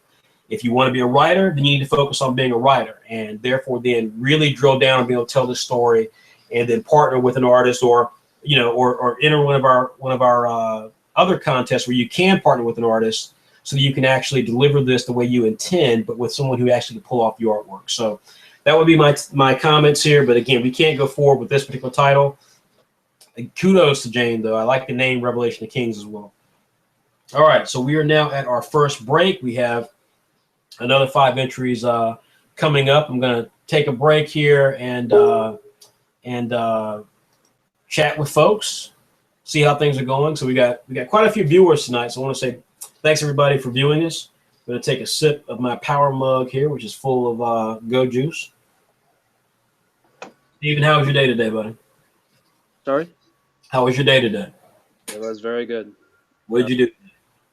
Well, I tried interviewing a few people, and I was working on storyboards afterwards. So if everyone doesn't know, Stephen contributed a fantastic short story called Fox and the Phoenix, which was highly rated in our last free issue, which was a pilot manga issue. Much like the people in this particular test flight tonight will appear. He did a fantastic story, and it was really, really strong, and called Fox and Phoenix, and we will be debuting the second installment of that in issue 44, which will be coming out in another month. So please do look out for that, because Stephen's very talented. Stephen, however, is working with us chiefly to serve some of our administrative roles and staff roles. He's doing some amazing interviews with people like Jade Sarson and what was his name? The last Pally Schmidt. Pally Schmidt. And so if you know, Saturday AM, our digital magazine, has exclusive content. It's the only place you can get Apple Black, newest versions of Apple Black. So you may see Apple Black on other websites, but those are old chapters. The only place you get the new stuff before the book comes out is inside of Saturday AM, the digital magazine. It's the only place you can get Saigami and Bully Eater and Islanders and all these great, great series. So aside from that, inside of these issues, you also get some really amazing interviews. And as I showed you guys earlier, you know, our content is just so well put together. I'm so proud of our team who generates this stuff here. You can see here, this is an interview with, whoops, sorry, that was Siri. You can see here, that's an interview here that I actually did with Jesse Labby, who is an amazing artist. He's actually really, really interesting on Instagram. So, so again, you see here, Stephen, turn your, there you go. So then, so you can see here, that's the next issue coming up here. That's Z Forever, ad for Z Forever. No to Heaven, look at that. No to Heaven, our first horror series, drawn beautifully by William Brody. But, you know, we have some great interviews here. I'm trying to find the interview, Stephen, that you did with Jade Sarson. Islanders. Let me pull some Islanders here. Gotta love Islanders. This installment in issue 41 was in full color by the great Leonardo Massif. Look at that. Look at that. Yeah. So, let's see here. Here we go. Here is the gorgeous interview done by Stephen Alcade, who you're listening to now. I mean, who's been on this chat tonight, of Jade Sarson. She is a fantastic female creator from, is she from Canada or the UK, Stephen? She's British. British, okay. All right. But yeah, this is some gorgeous stuff here. And you can read a really in-depth interview with her from Stephen. And every issue that we have has interviews. We try to do interviews with webcomic creators and manga creators and stuff like that. We're going to try to branch into some other areas, but for right now, we focus on that because we want Saturday AM to stand as a real opportunity for that. So yeah, that's it. I'm going to check to see if we've got any questions, and then we'll fire back up here in a few minutes. So let's see here. If you've got questions, again, just to reiterate, you can contact us. You can contact us via a couple of places. You can hit us up on our Facebook fan page, which is www.facebook.com/SaturdayAM. You can do so. I think if you're probably checking us out on YouTube, you can do so if you're part of our Pilot Manga group as well. So let's see here if we've got any comments here. One great thing that you all want to know, I went to UNC Chapel Hill. My degree's up there. You can't see it. I'm a UNC Chapel Hill grad, and we're beating Duke right now. I am sacrificing watching Carolina versus Duke, which is the best rivalry in sports. I'm missing that so that I can do this thing with you guys tonight. All right. Let's see here what questions we have. I'm using the old iPhone here.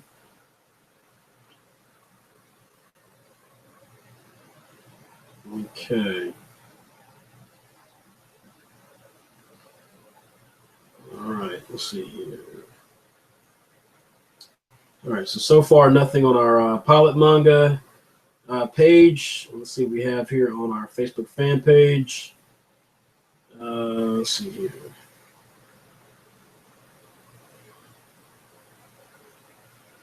Okay, nothing there. So let me check email. I know you guys love this video of me just sitting here talking for no reason.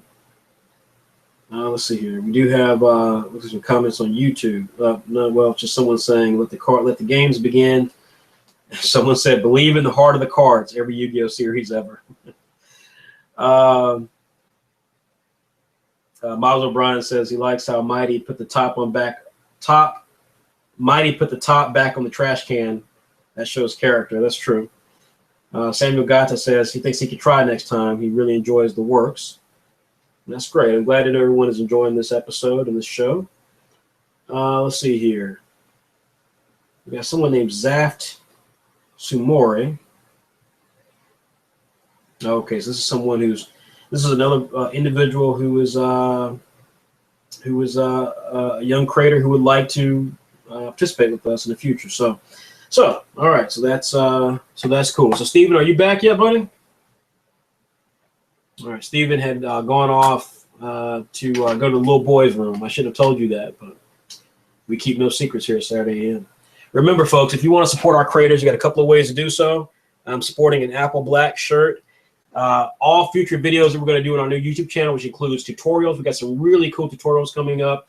They're going to be unlike tutorials you've seen on any other YouTube channel. We've got some interviews coming up, video interviews. We're working on a really unique video product that I'm going to be hopefully seeing the test for in the next couple of weeks, but that's going to really be something totally different for all the different webcomic brands that are out there. Of course, we have this. We have another special version of this show as well that'll be coming soon. And that's going to be a unique part of our upcoming YouTube channel experience. So again, if you want to, if you want to support us, spread the word about Saturday AM and the fact that we are bringing diversity to manga webcomics. Please subscribe to our digital magazine, which is just $5 a year.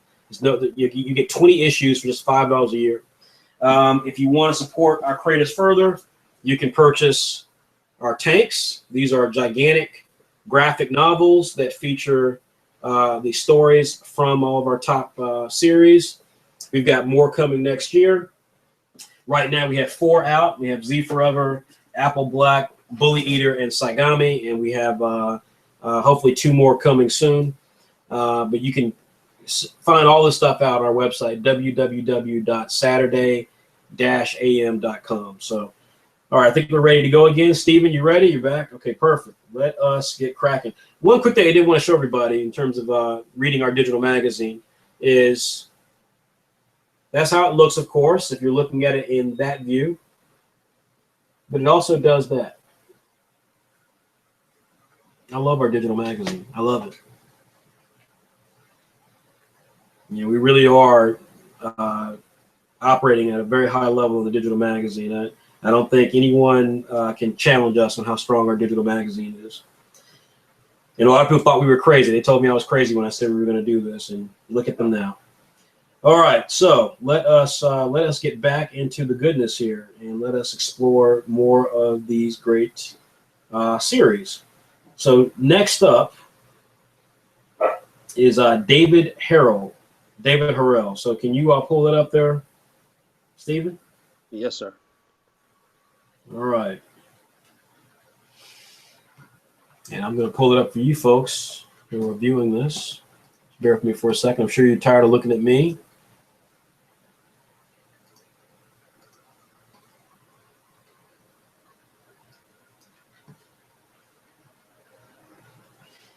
All right. This test flight is from David Harrell, and this is called Devil Hunter DK.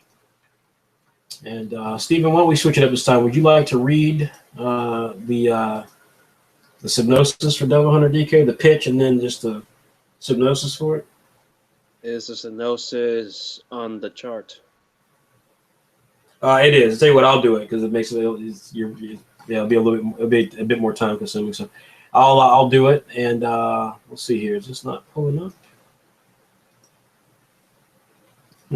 There we go. Okay, perfect. All right, everybody should be able to see the ad now. So the pitch for this is Yu Yu Hakusho meets Buso Rankin. Buso Rankin, of course, coming from the creator of Rurouni Kenshin. It's one of the series that he had after that. It was turned into an anime a couple of years ago. The plot is high school senior D is an average guy bored with life. He's always wanting something more. But he's confronted from one of his classmates who reveals herself to be a demon. He dies. Shortly after, he's resurrected by the mysterious girl Kay. She tells him that he has a new chance at life as a double hunter.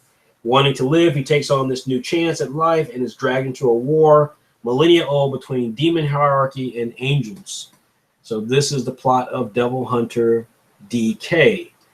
So, Stephen, why don't you tell us what you thought as I cycle through some of this art? At the moment, I'm just observing the art. So far, I'm liking it. I especially like the female lead's character design. Okay.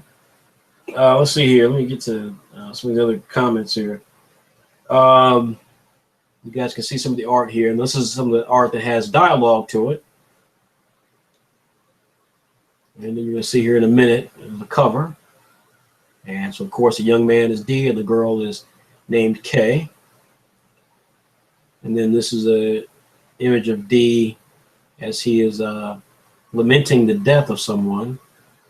And this is a well-composed page, and another page where D and K are both looking. In fact, that may even be D for all I know. Hell, that's probably D. Yeah, nope, it's not D because this character has breasts, and I assume D as a man does not. And this is D's. Turnaround. So we saw the ad, we saw the turnaround. His character design here is not particularly memorable, but he is just a normal kid, which is impressive to just see a normal person. And then we have here an ad, which I think the ad here is very effective. This is one of the better ads we've had. This is a very effective ad. Nice piece of art, kind of giving us an example of what this artist is capable of doing. Then conversely, we see here we got a nice quote here, bringing light to a world of darkness, Devil Hunter DK. Everything you need to know about the title is in the name. So again, I give a lot of credit here for this ad from David Harrell. So there's a lot of things here that work. But let's hear what everyone else has to say. Peter says this story feels like a mashup of several other comics with very original content to call its own. And Teresa says this story feels a bit half-baked. It has a fairly original initial concept, but then it is a compilation of things that you've seen 1,000 times. She says, including the character design. So my comment is that this is very similar. I mean, I don't disagree with any of those assessments. This is Bleach. I'm surprised he didn't put Bleach down as one of the pitch titles, because this is certainly Bleach. This is Buso Rankin. This is Bleach. The art has some promise to it. There's no doubt about it. This artwork has some real promise to it. This page right here alone is a very dynamic looking page. In fact, one of the worst things about the stuff that David Harrell did is the lettering. The lettering here is this kind of very robotic kind of typeface, and it's just looks very unnatural, and so it just doesn't look good at all. It breaks up the action in a very rude way. But there's a lot of stuff David's trying here, different perspectives, like this third panel here with Dee's hand coming up near the camera. again, the strongest work that he did here in the last 2 pages without any dialogue. You don't need to know what's going on here, except for the fact that he's, you know, mourning the loss of some character, but it's told very well, you know, artistically. So this one, you know, kind of has me on the fence. I certainly don't feel anything strongly about this in terms of concept. This is a concept that is, you know, fairly, you know, yanked from Bleach and Buso Rankin and so many other series. I mean, you can just, the list could go on and on and on. And there's nothing really original here, and that's one of the problems. There's nothing original. Had the series we talked about before, had this been a case where because D died and was resurrected, he's super anxiety or something like that, this could maybe give it a bit more appreciation from those of us reviewing it. But in terms of it with us, I mean, artistically it's got some merit, but even on that front, the character design is not memorable enough. There's just not enough here that's strong enough to make this actually, you know, go to another level. I will say though that I think that David Harrell artistically is talented. There's some real opportunities here from an art standpoint. This is very similar to what I was talking about with Jane Casey, just the opposite view of it. I think the artwork here is good. It's not excellent. There's some elements here that are not so good. And one of the things I always look at when I'm seeing work like this is I ask myself, is some of this artwork compromised because this artist is trying to tell a story? And if he's trying to tell a story that's not particularly very good, then should he be trying to tell a story? Should he not just be an artist and not be a writer? Now, of course, in the world of art, you know, in the world of comic books and so on and so forth, you know, that's like a taboo thing, you know, even though, again, I can assure you every single review process from all the big companies had the exact same conversation. We're just honest about our assessment of it. And so, you know, just being brutally honest, my thing here is not that David Harrell is a poor storyteller. He's not, but there's so little here from a story standpoint that's even remotely interesting that when you look at the art, you see all the promise of the art. You're like, wait a minute, if this guy actually just focused on visually telling a story, he could be, you know, he could just be kicking so much ass. So perhaps instead of worrying about trying to tell a story, because when you're drawing a page like this and you're artistically putting all this together, you're doing two things. You're, one, writing the story. You're, two, writing the story visually. And then, three, you're trying to make all of it work. You know, so you're basically going from panel to panel. You got the big story you're trying to tell. You got artistically the story you're trying to tell, and then you're having to do both of those in the context of going from panel to panel. So, in other words, you may say, you know what, man, crap, I really don't feel like drawing this background on this panel right here. I'll just do this weird flame thing and just kind of, I'll do a close up of her lips, and I just want to get through this section. Now, I don't say that's what David Harrell did, but I've been doing this long enough to know that conversation happens with every single writer artist out there. Every single writer artist finds ways that they can cheat and kind of brush off actually telling a story, because it's really hard to tell a story visually and from a written perspective.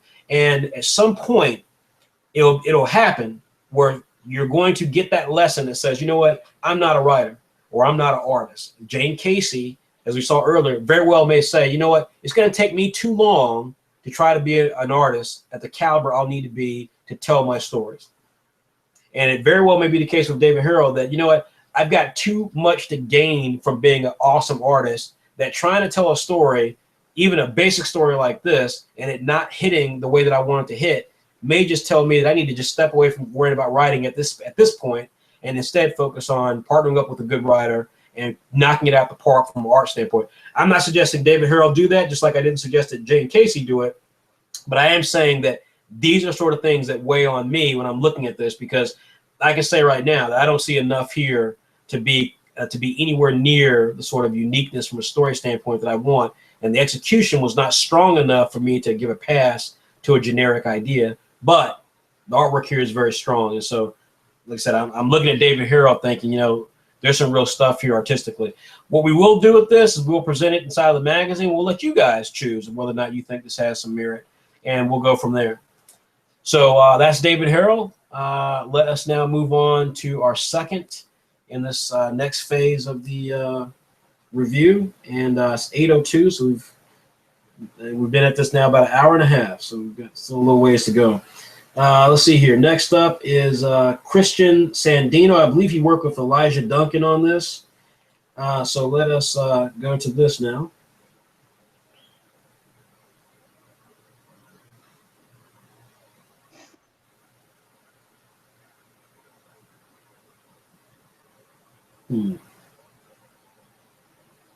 Crap. Of course, I can't find it when I'm trying to find it there. So give me a second. Let me pull it up here. There we go. All right. And here we go. All right. So Christian Sandino and Elijah Duncan. This property is called, here's the ad here, A New Age Begins. So this is not a great ad, folks, because I know you don't know what the name of this is. The visual is really cool. And, you know, some of the concept here about A New Age Begins is kind of neat. But but you know, what's the name of the series, all that good stuff. None of that stuff's here. It's called New World, and this is the main character, Jaden Daniels, and I'm going to tell you a bit about this concept real quickly. This is the pitch is Attack on Titan meets X-Men. That's a hell of a pitch, ladies and gentlemen. 4 years ago, a yellow light flashed in the sky. It's visible from every continent. Immediately after, palm-sized orbs with the same yellow light glowing inside of them were found.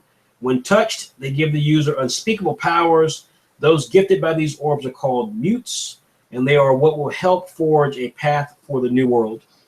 So, so this is the next couple of pages here. I'll just run through this. Stephen, what are your thoughts on this?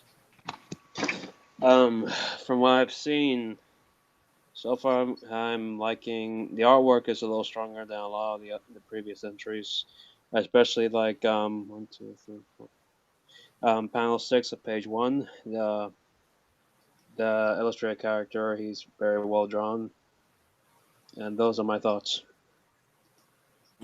So you like this? You can say you like it or don't like it. Well, from a visual standpoint, it's a slightly stronger than some of the previous entries. The main character, his design is a little bit too vertical for my taste. But besides that, he's pretty good, at least appearance wise. Right. Okay. All right. All right. So crap. I just had whoops. There we go. All right. Let me read some of the comments as I normally do here. Give me a second here. Let's see here. Teresa says, I think Christian is moving in the right direction. However, I don't see a series here. He's given us a clue of how this world is different to ours in the first arc, but I have no idea what our characters' goals are for the long run of this. Peter says, the story has all the makings of something that could be good, but there's no direction. How has the world reacted to this light? How have the people with the powers reacted to obtaining them? How are they treated, viewed? What do the main characters even want? Without these answers, there's really not anything to separate it from any other comic about extraordinary people obtaining extraordinary powers. So those are our two editors' comments on it.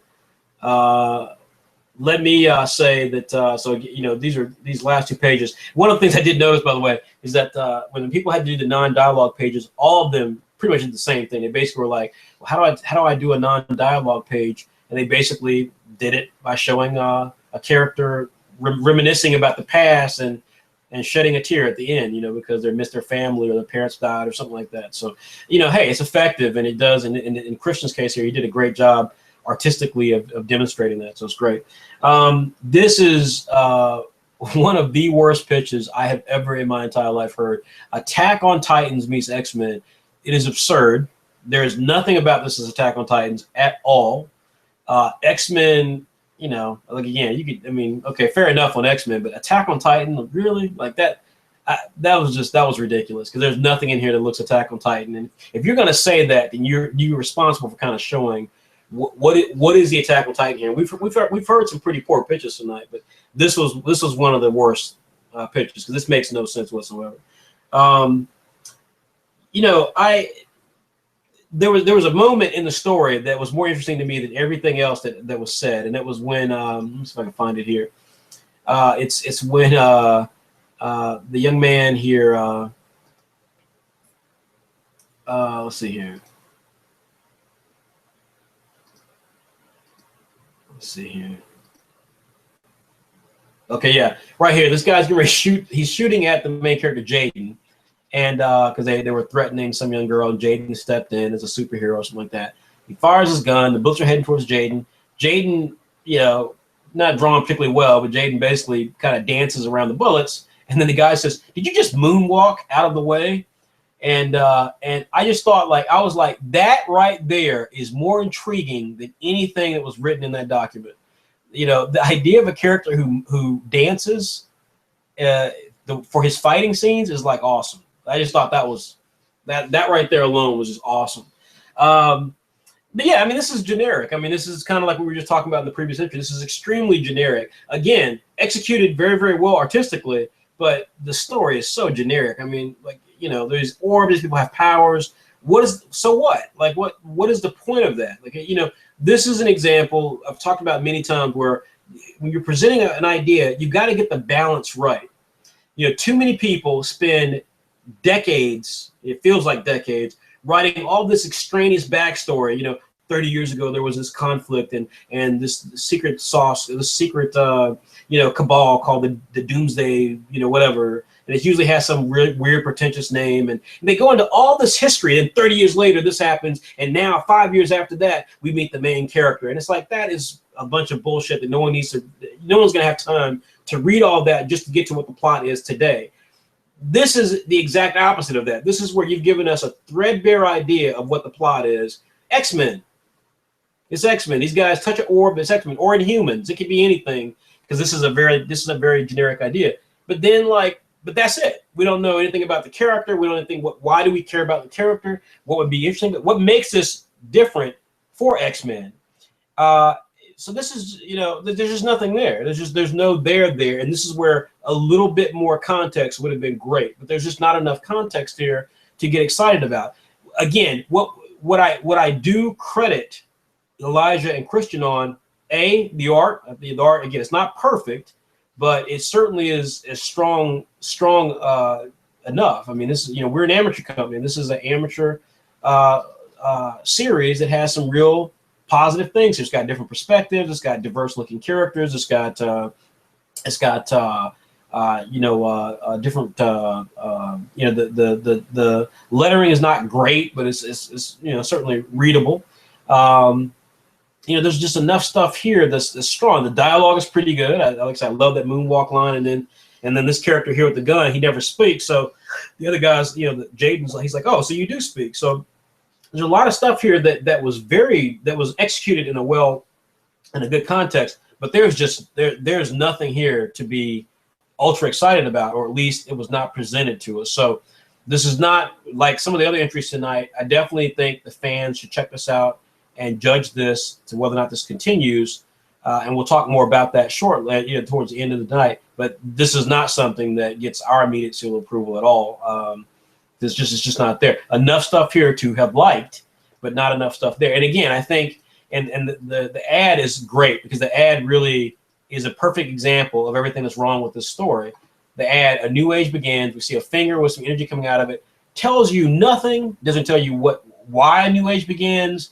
Why should I read this story? Who is this that's got the energy? What makes this character compelling? What's the name of the series? None of that's there. And that's exactly the way you feel when you read that first couple things, because you don't know anything about these characters, why they're important, what makes a series unique, why we want to publish it. Tells us nothing. So this is not the best. So this is a presentation that was good on paper. I mean, in terms of the actual content presented, but in terms of the actual presentation of that content, this is like a 0. This is not good at all. So moving on from there, unless Steve, you got anything else to add? No, sir. All right. Let's next up is Sultan Fakru, right? Fakru, I believe. Fakru, got it. Okay. All right. So Sultan Fakru has here we go. I think I remember his, it's called Lucid. That's right. This guy's name is called Lucid. And his stuff is all out of order, so we're just gonna present it as it is here. Okay, so let me tell you guys about Lucid here. Whoops. Okay, let's see here. So he didn't provide a pitch. So basically, all I can tell you is that the story talks about Yumashiro, a mangaka that uses dreams as a source of inspiration, but not any kind of dreams. He has lucid dreams, and a lucid dream is when you are in a dream and you know you're dreaming. One day he finds himself trapped in one of these dreams by a mysterious person called Nightmare. In order for him to wake up, he must, accompanied by his subconscious, guide him through a dream realm to get through the fabric and awaken from his dream. Now, that was a little broken. Again, I'm not sure Sultan is a native English speaker, so again, much credit to Sultan for presenting his ideas. If that didn't read very well, again, it wasn't written as well, but it's probably written as good as my ability to write something in another language myself. So a lot of kudos to Sultan for presenting his stuff here. So you see these pages here. Again, this is called Lucid. And what you're going to see here, these are all out of order. He didn't number these very well, so it's not going to present itself in order. But what you see here is this main character, Yumashiro, and he is having one of these dreams, and his dreams are very lucid, they're very bizarre, and he's not quite sure what's real and what's not real. And so you just see here some of the art here. You can see here in this panel here, what I kind of liked here was there's a building that's kind of like being built. It's like being built because his dream is being built. It's very, very Inception, if you guys ever saw that movie with Leonardo DiCaprio. So, he's got a picture listed here. That's right. It's One Piece meets Bakuman, which is ridiculous because there's no One Piece to this story at all.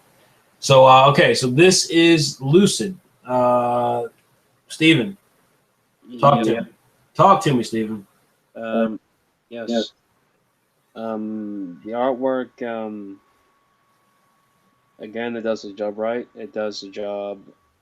I like the main character's design. He reminds me of the protagonist from Death Note. I forgot his name. Light Yagami. Light Yagami. Well, yeah. The bags under his eyes reminds me of him. I really like this character design. But page 6, panel 2 kind of caught me off guard because he's speaking out loud when he says, "Why is everything floating and why there's a hole in my wall?" That's not something you would say out loud. I think you would think it. That's all I have to say. Okay, let's see here. Peter says the concept is cool and can make for some psychedelic stuff, which is always fun. I do not see how this is like Bakuman. The lead is a mangaka. That's it. None of it really wows me, though. It's supposed to take place in a dream, but there's not really anything that makes me feel like it is one. I expect that there would be in a full series, but right now I'm feeling underwhelmed. Teresa, I must admit, Teresa here was quite brutal. She says that the grammar mistakes are so strong that it really took her out of being able to get through this entry really strongly. So she apologizes that she just couldn't get into it. So my comment here again, I want to give again a big shout out to Sultan because again, like I said, I don't know Sultan, I don't know where he's from, but I don't believe he's a native English speaker. So the breaks in some of the English and stuff like that didn't bother me as much. This entry is a mess, but not because of his understanding of English. First of all, again, this pitch is ridiculous. I mean, there's no One Piece to this whatsoever. There's no Bakuman to this. This is literally he heard that this is what you have to do for a pitch, and he just chose 2 titles that he likes. And this is what I mean about that kind of fanboyism, where these creators, where what we see is the fanboy in them. We don't see the creator, we see the fanboy, and that's what this is. That being said, I couldn't agree with Stephen more. I thought the character design here was really, really cool. I mean, this character is memorable looking. Again, thanks to Sultan's artwork.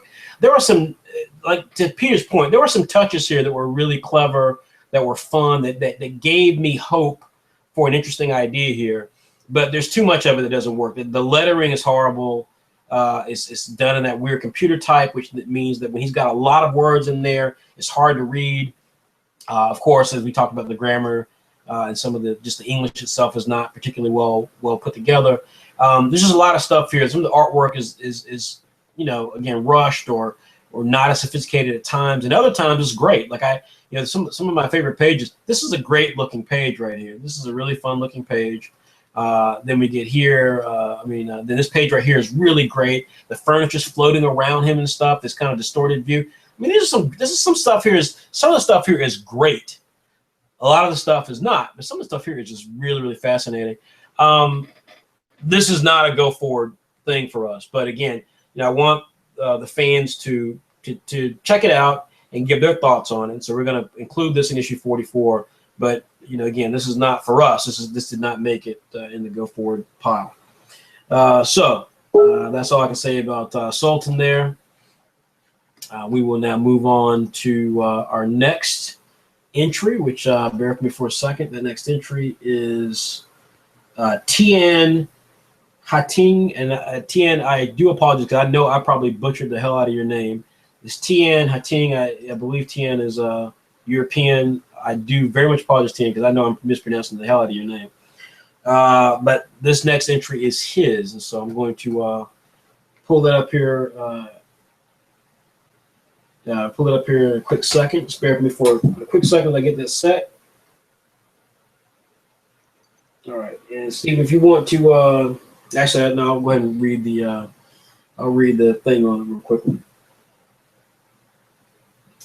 All right, this work is called Neo Ascension, and it's fairy tale meets World Trigger, and essentially, Jin Eidenhart was just a normal teenager who had to babysit his younger brother all the time until the day of the convergence.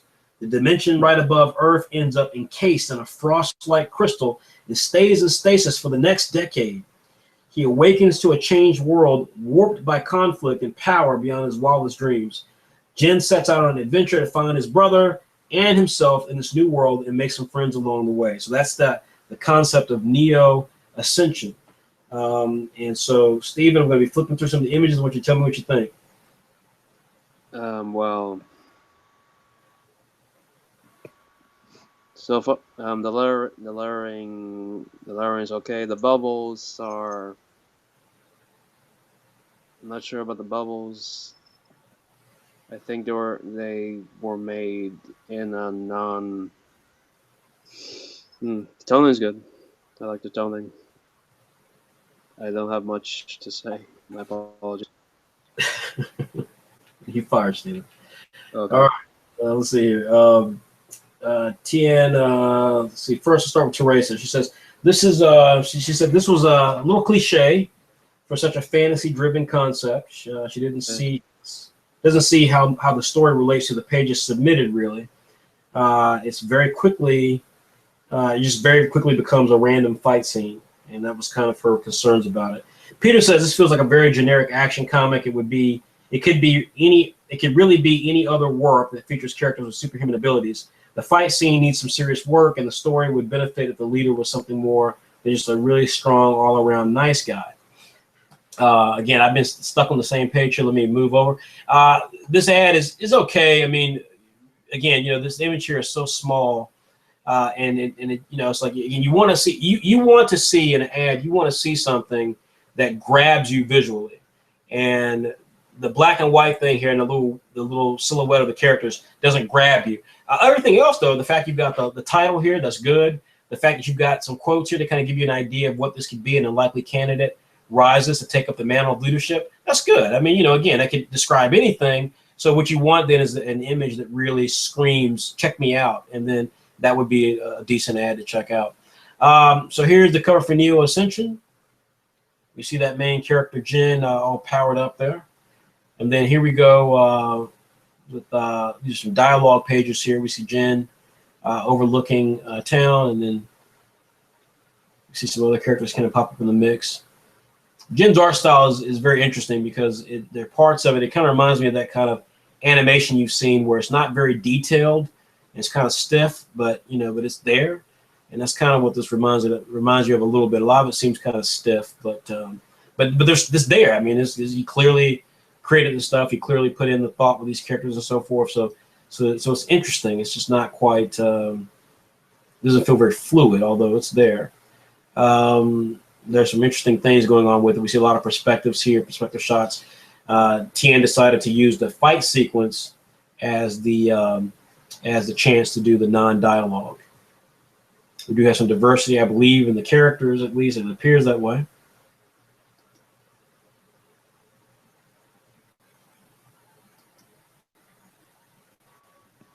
And there we go. The characters kind of all coming together. And then here's the turnaround for Jen Eidenhart. So let me say that this was the best turnaround that I've seen the entire test flight.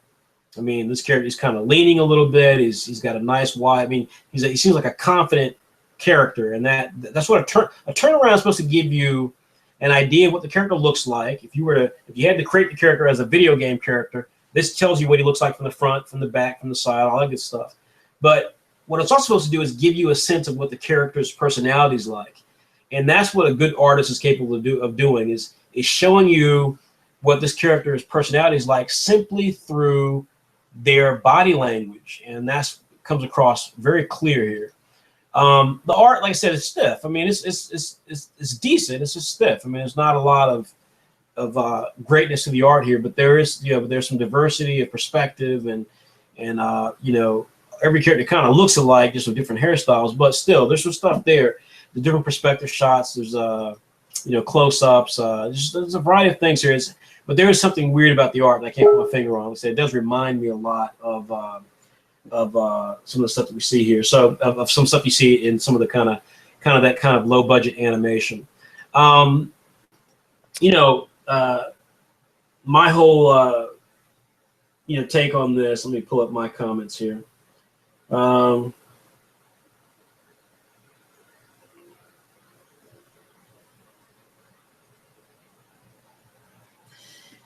I said basically this also needs to go into the magazine.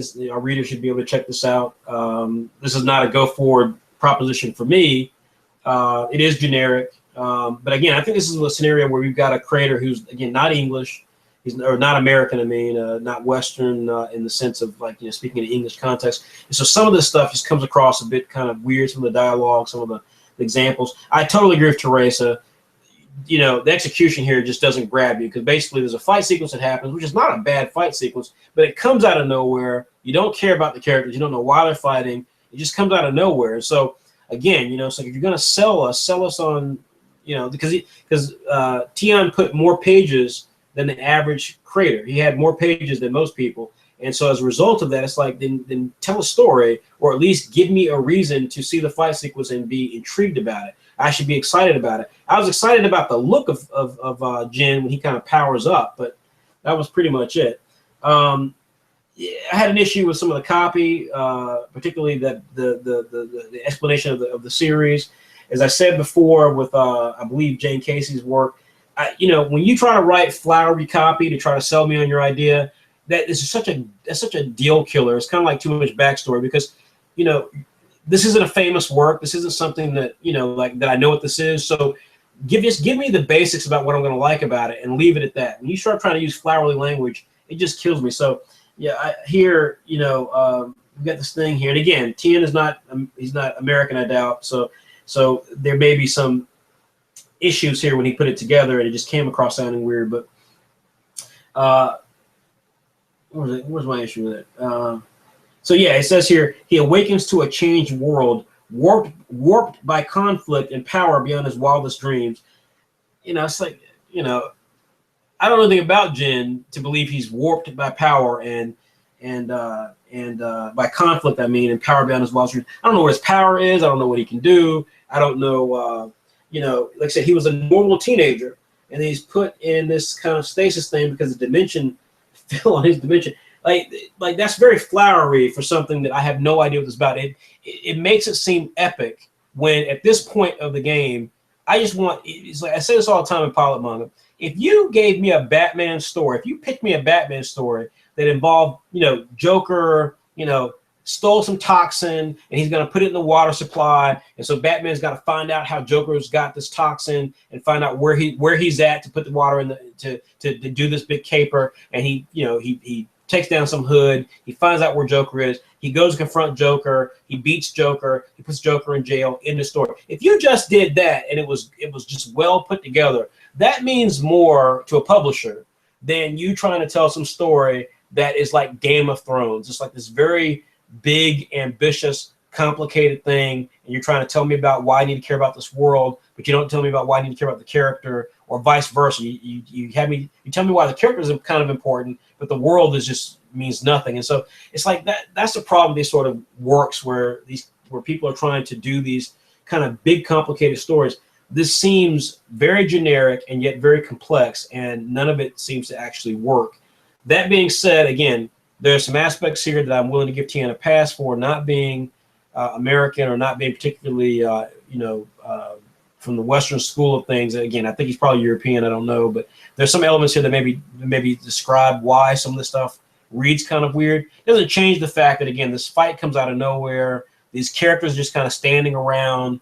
Again, some of the poses here seem very stiff and just seem like they're kind of, again, I can't describe it. It just there's some bizarre stuff here that just either is just very early on for this creator, or speaks to how this creator creates content, which again may be computer generated. I don't know. There's something about the art that's kind of throwing me off here. The lettering is not great. There's a bubble that just goes off the page for no reason.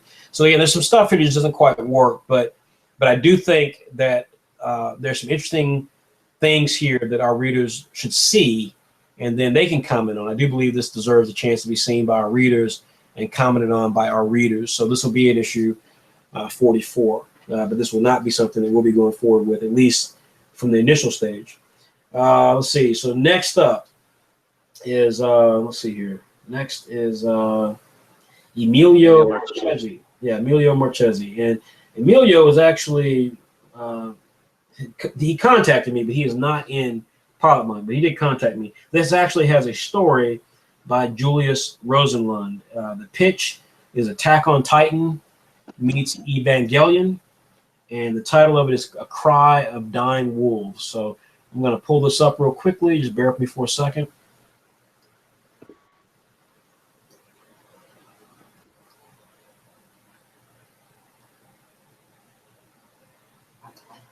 Okay. All right.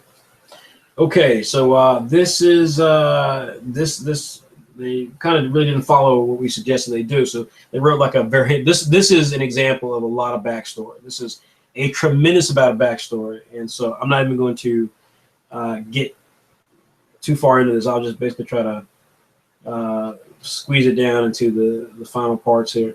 So basically, let me just put it to you like this: he has there's like a whole section of this stuff, and then he finally gets to a sentence that says, "And this is where our story begins." And that right there is typically where I check out. But he says the story is centered around a group of rebels who have found one of these fragments called shards. They've all looked into the shard and seen how the world looked before the evil king took control. Now they are convinced they can crush the king, and with his power, reverse the world to how it used to be. These rebels are called the Arnau. The king is referred to as Rex Malus. The main character we follow is Tario, who is a member of the Arnau and was recruited by their leader, Bruton. So that's, again, there's a lot more after that as well. I mean, this thing is very unwieldy. And that's an example of not how to do that at all. Keep it very, very to the point and brief. Because either someone's going to be into it or they're not. Thinking they're going to be into it because you're giving them literally a gazillion extra bullet points to read does not make that the case at all. So as you can see here, look, this artwork is pretty damn good. It's different. It's very angular, so the characters are kind of thin naturally. But there's an energy to it, and there's a bizarreness to it that makes you kind of curious to check it out. It's not perfect. There's some stiffness to it. Some of the characters have weird body movements, but still, this is interesting to say the least. So I tell you what, Stephen, tell us what you thought, buddy. Well, I really do like the title, A Cry of Dying Wolves. That's quite poetic in a way. While I was reading it, it was very fast-paced. I was a little confused because of the fast pacing, but I liked the dialogue in the last few pages. I enjoyed it. Mm-hmm. Okay. Give me a second. I'm trying to pull up Peter's stuff as well. This is where Peter put this into a different document than what we had, so I'm going to pull it up. So everyone just bear with me for a second, please.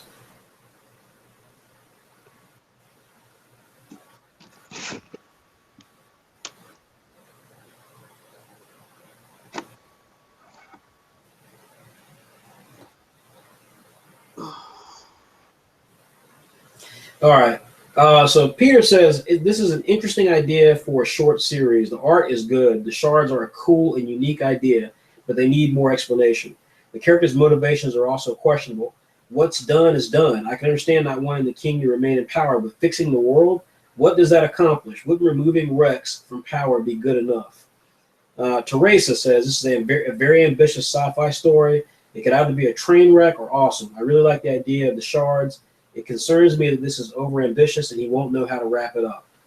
Let's see here. My comments. I put on here, my comments to it is this is overly ambitious. I mean, there's no question this is extremely ambitious and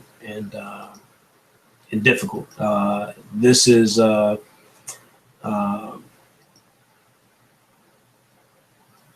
sorry, I'm trying to get to the cover there.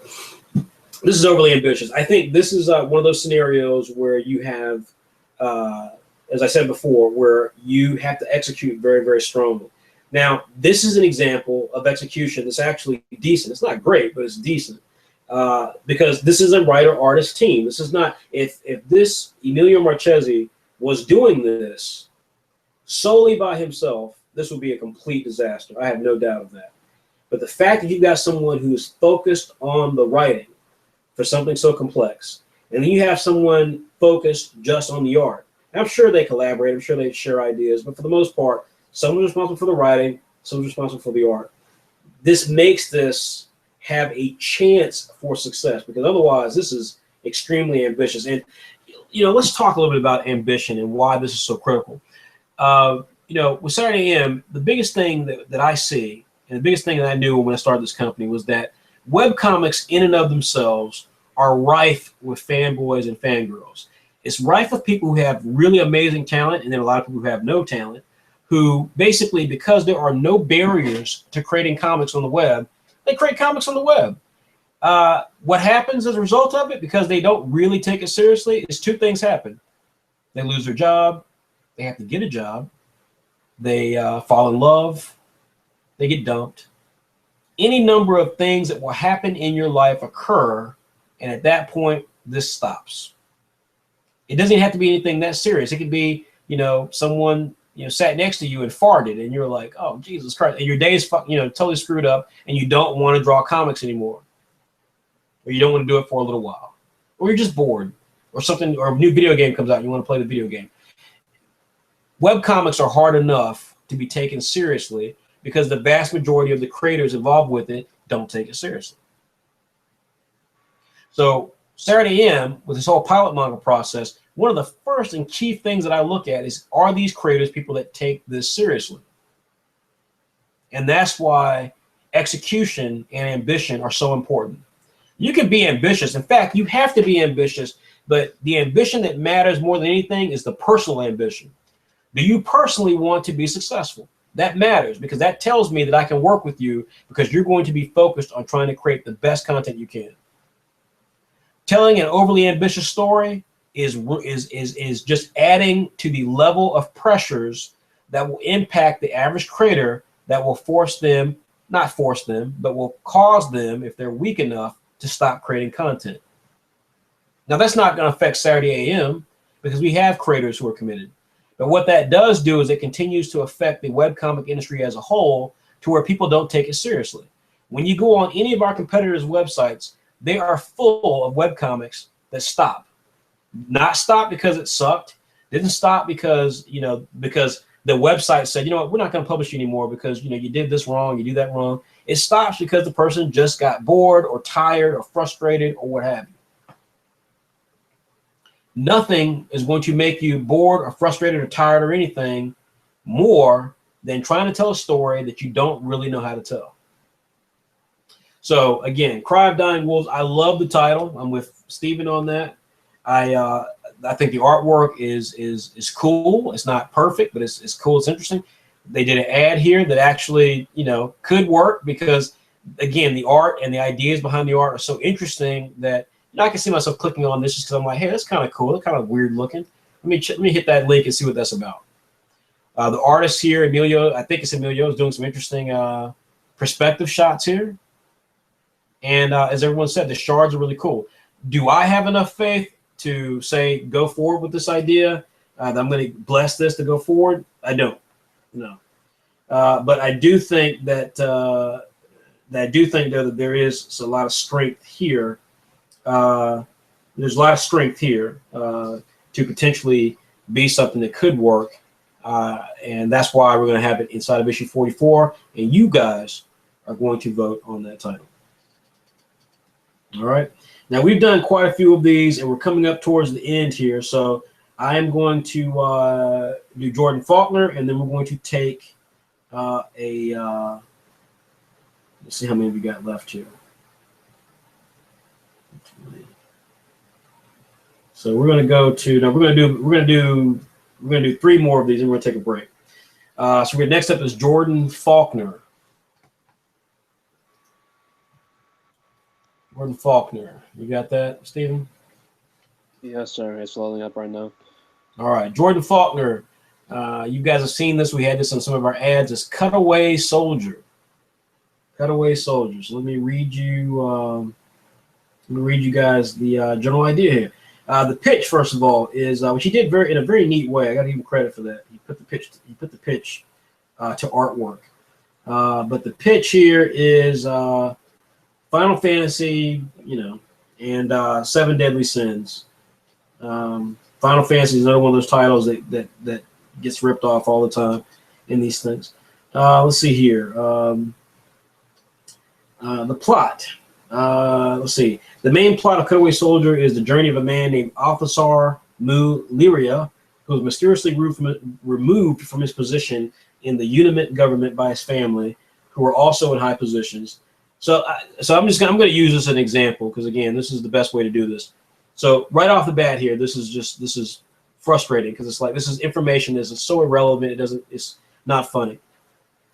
The journey of a man named Althazar Mu Lyria, who was mysteriously removed from his position in the Unimint government. I don't even know the name of the government. Just he was removed from his position in the government by his family, who are also in high positions. I don't even know they're in high positions. I just need to know the fact that they removed him from the government says that they have to have some power if they removed him from the government. The last thing they tell him before his exile was that we have a goal and you will not stand in our way, which is so on the nose. It's like, that's not very good dialogue.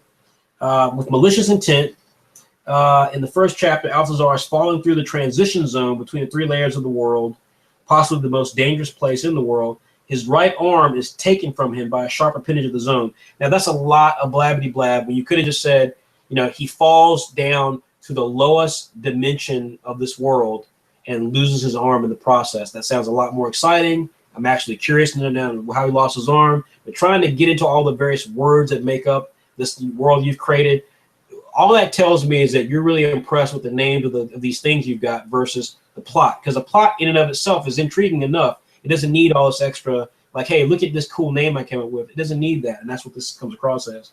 His arm is replaced with a mechanical one. He meets the granddaughter of this clinic that he's in named Kifa Sana, and she's a cowardly young girl who strives to be brave. Sometimes these conflicting emotions cause her to freeze in the face of danger. After Althazar stops a commotion in Silvertown caused by 2 criminals named Cobalt and Elena, Kifa requests to accompany Althazar on his journey back to his family. He doesn't deny or confirm her request, worrying for the safety of the one who saved his life.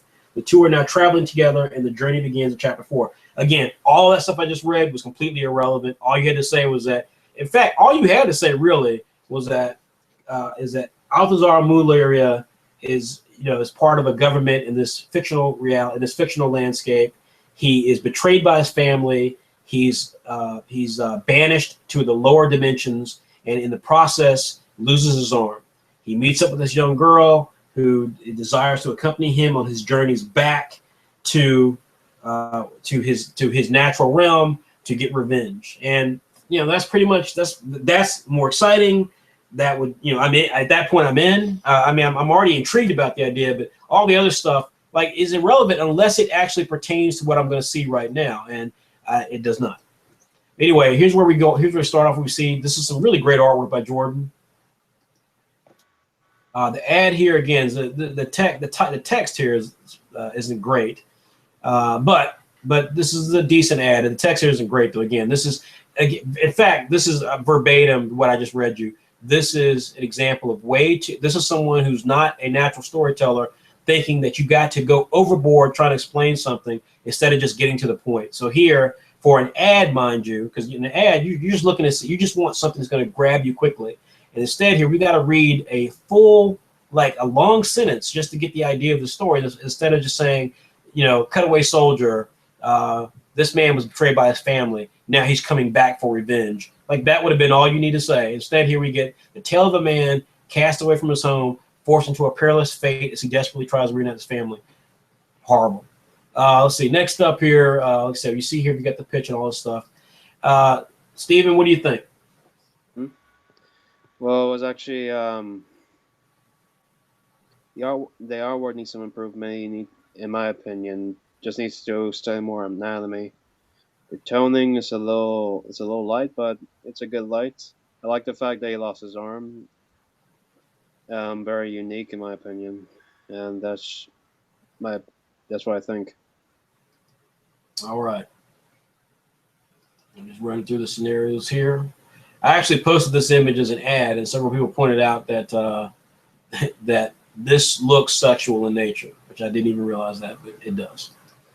But this is a great scene, though. It demonstrates again that Jordan has real talent. Love this page right here. This is a great page.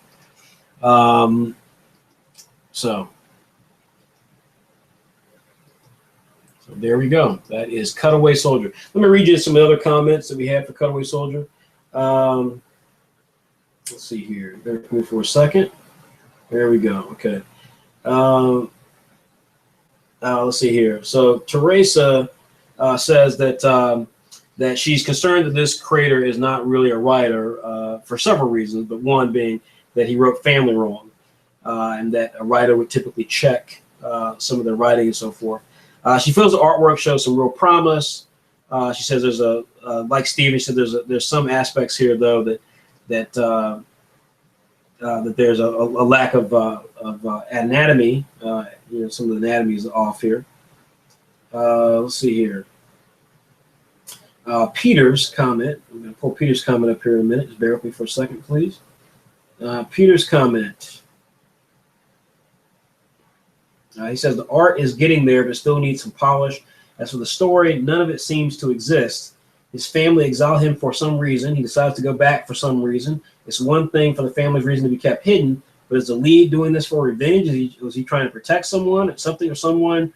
That this story doesn't really seem to start until chapter 4 is also worrisome. That was one of the things I didn't read that Jordan mentioned.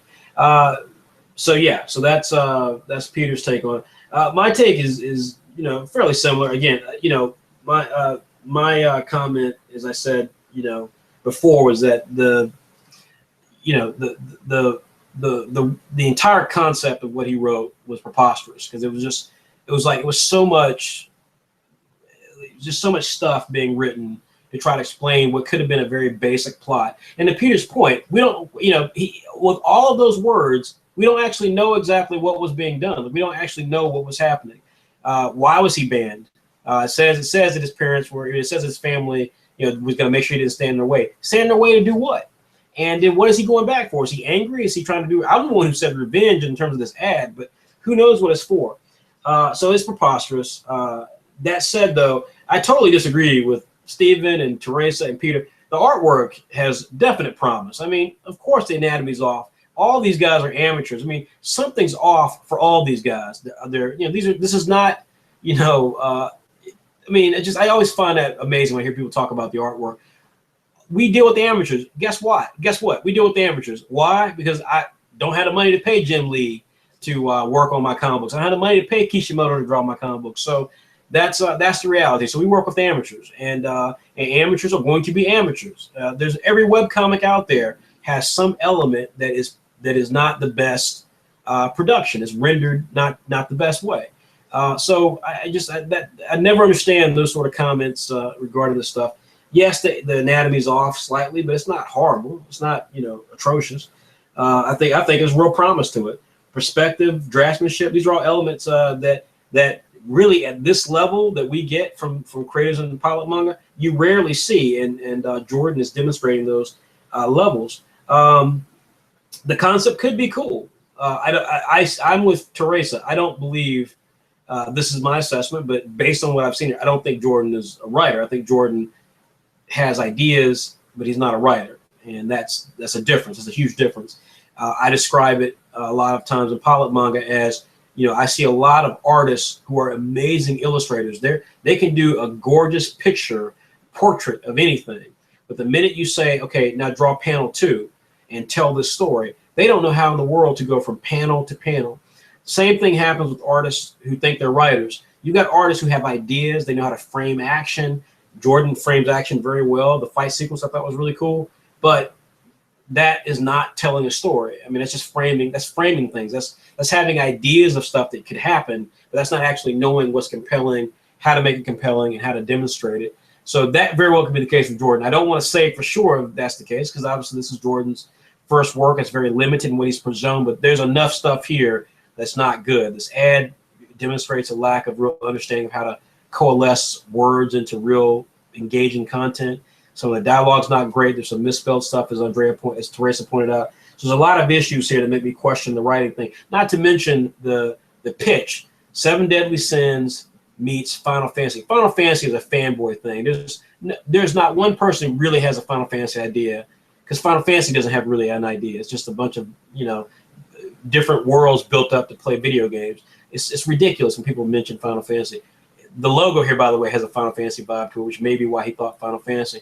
But the 7 Deadly Sins part was really amazing to me, because 7 Deadly Sins, you know, has a very specific thing they're trying to do. And this, so far at least, does not feature that at all. It's a popular manga. It's a popular anime.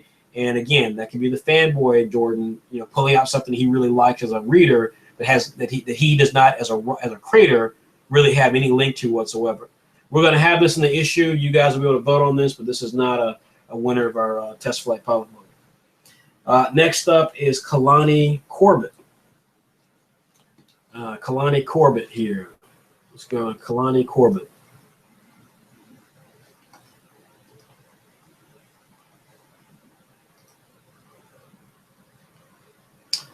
All right, Kalani Corbett, and she has a work that is called what is it called here? It's called The Arrows of Balance. It's called The Arrows of Balance. Pitch is Soul Eater meets for Medium, which I thought was actually really cool, because Medium, of course, is one of our exclusive titles by Bastion and Fong. It is from a guy from Haiti and a guy who's of Haitian descent, another guy who's from New Zealand, and it is a fantastic manga that we have.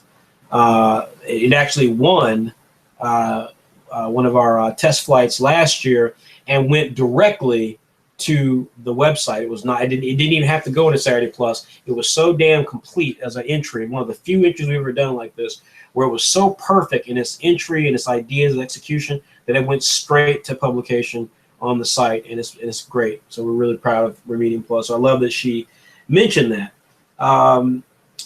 The synopsis here: a world ruled by wizards and magic. Ira struggles with her planned destiny. Some humans are born unlucky into this fantasy-like world of the champion. These beings are cursed with super strength and are seen to be heartless. Of course, it doesn't sound bad, but what if the world itself feared you and rejected you? And so that's essentially that. She goes into some plot stuff, which some of it probably could have been added to synopsis, but for the most part, that's a general idea.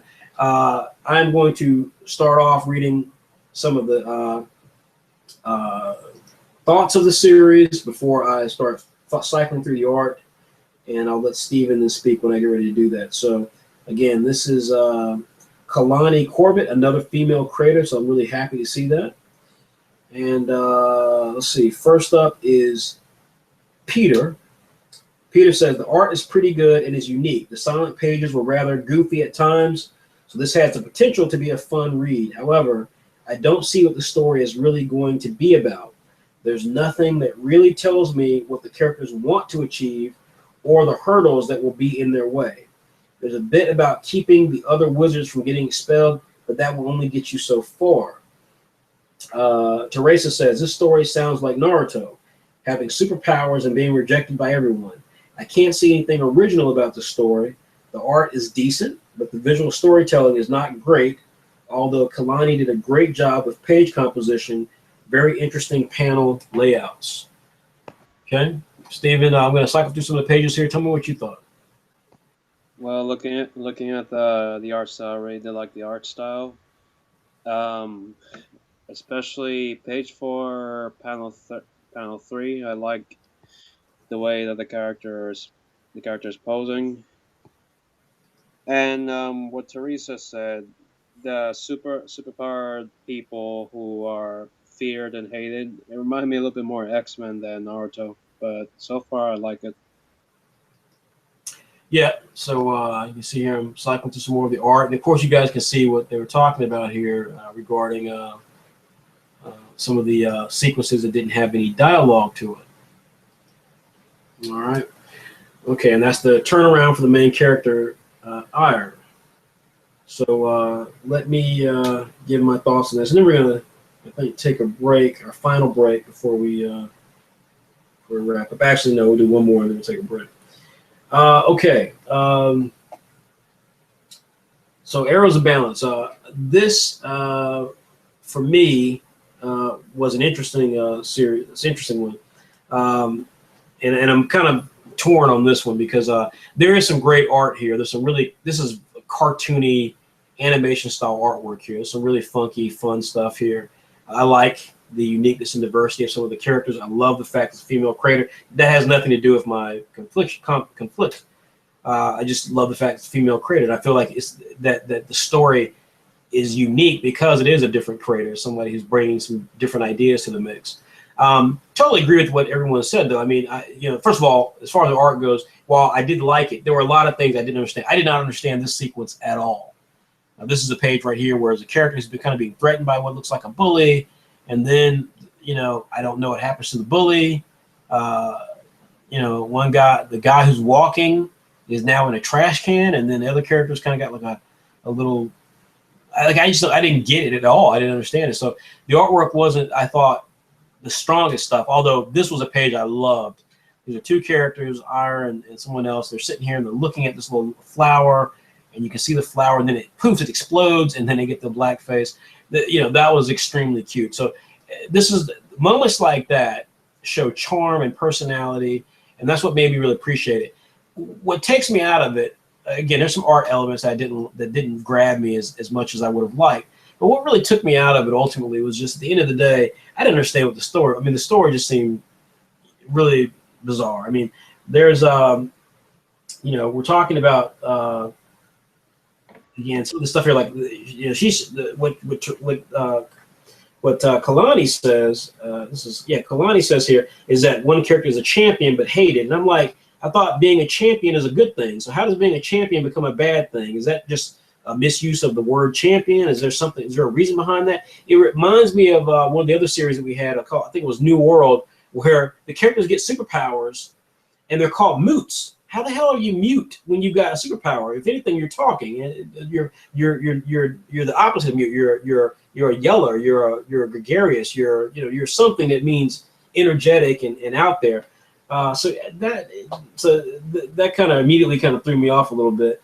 I like the two main characters. I love the fact that one of the core characters is female. I love the art's quirky, has great charm. Again, not a lot of backgrounds. In fact, no backgrounds in most cases. So that was a little bit of a concern. Like I said, I'm torn on this because there's a lot of charm here, and there's a lot of stuff here I like.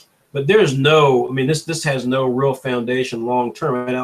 There's no real understanding of the severity of the plot in terms of why we need to care about these characters, what they can really do, what is a major conflict for these characters. not being liked, again, is, as Stephen said, that's X-Men. So again, is there, you know, and here's the thing too, for all these guys who've done these type of things tonight, if you're going to do X-Men, then have a Magneto, have someone who revels in what they have and how that is a threat to our heroes who maybe are ashamed of what they have or are made fun of because of what they have. You know, give some context that makes them having powers mean something, because right now it just doesn't mean anything. This server here just feels very very empty. And so and let me address another point of this in terms of my critiques of these things. You know, I'm sure inevitably there'll be someone who says, you know, when they listen to this critique, they'll say, yeah, but you know, there's a lot of stuff here that's great. It's got some good artwork. It's got better art than some of your other series, which I would take issue with that. But you know, that's subjective. But at the end of the day, you know, the way that we view things is really simple. It's like, you know, the story has to be unique enough for people to care. And that's what a publisher's job is, to try to figure out what is unique enough about the story that will make people care. Now, there are scenarios, the last story that we just showed by Jordan Faulkner, where the artwork actually can be compelling enough. That is always a scenario that can occur in webcomics, because at the end of the day, most webcomics are free. And so all most people are going to do is click on the webcomic and read it. And if it's good looking artwork, that's going to make them click on it, and they're going to be on the page. They're going to flip through. They may not even read the story. I'm convinced there's a segment of people who don't read Apple Black. They just flip through the pages. But regardless, you know, that's going to be a factor in how some stuff goes. My view of it, though, is that the story has to be compelling. I demand that our creators have compelling stories or have competent stories. And more to the point, I want it because I want people to come to our site, read our stuff, subscribe. The other reality, though, again, being someone who has corporate experience like I do, has worked on big titles and big properties, and is 42 years old, so I've read my fair share of stuff.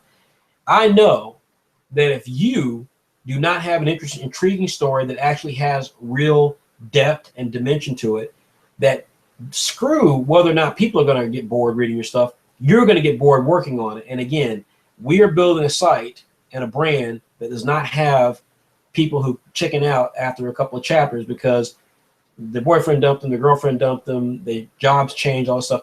The people who we work with are in it for the long haul. That's why we have so few titles, but our titles we have are good.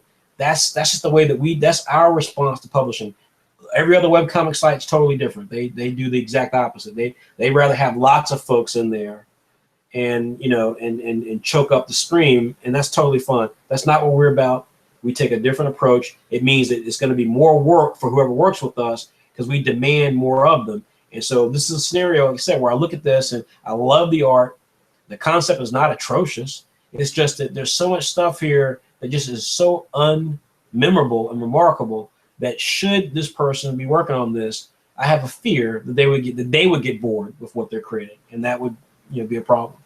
So that is Kalani Corbett. This will be available for people to check out in issue 44, but this is not something that will be a candidate to win tonight's test flight.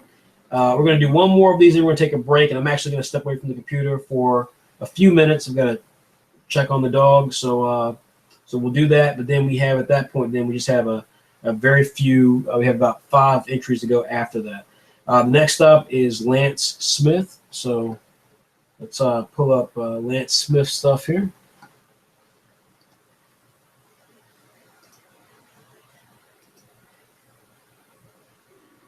All right, this is Lance Smith, and this work is called The Shadows. And I'm going to read the stuff here. Let's see here. There is no pitch here. So here, huh? Frederick, it's on page. Oh, I see it. There it is. You're right. Sorry. Lance actually did something really cool. I forgot about this. He put together, actually, I can show it to you guys. He did an art image, and he put Bleach, which I think he drew both of these, Bleach versus Afro Samurai. So it should be Afro Samurai meets Bleach, and that's his pitch for The Shadows. Now, let's see here. Let me read it to you. Born in the time of turmoil and war, Nexanity Royce, who's the main character, is sent away from his homeland of Necra. by his parents with a man named Timac, a family friend, to a mountain island to escape those who wish to kill them and their people. Trained by Timac for strength and stability, Nexon plans to travel back to his homeland in hopes to meet his parents one day and to regain his homeland. As his endeavors climb, he meets a mysterious figure named Mitch, who promises to help Nexon return to his home in return for his services by giving him otherworldly powers.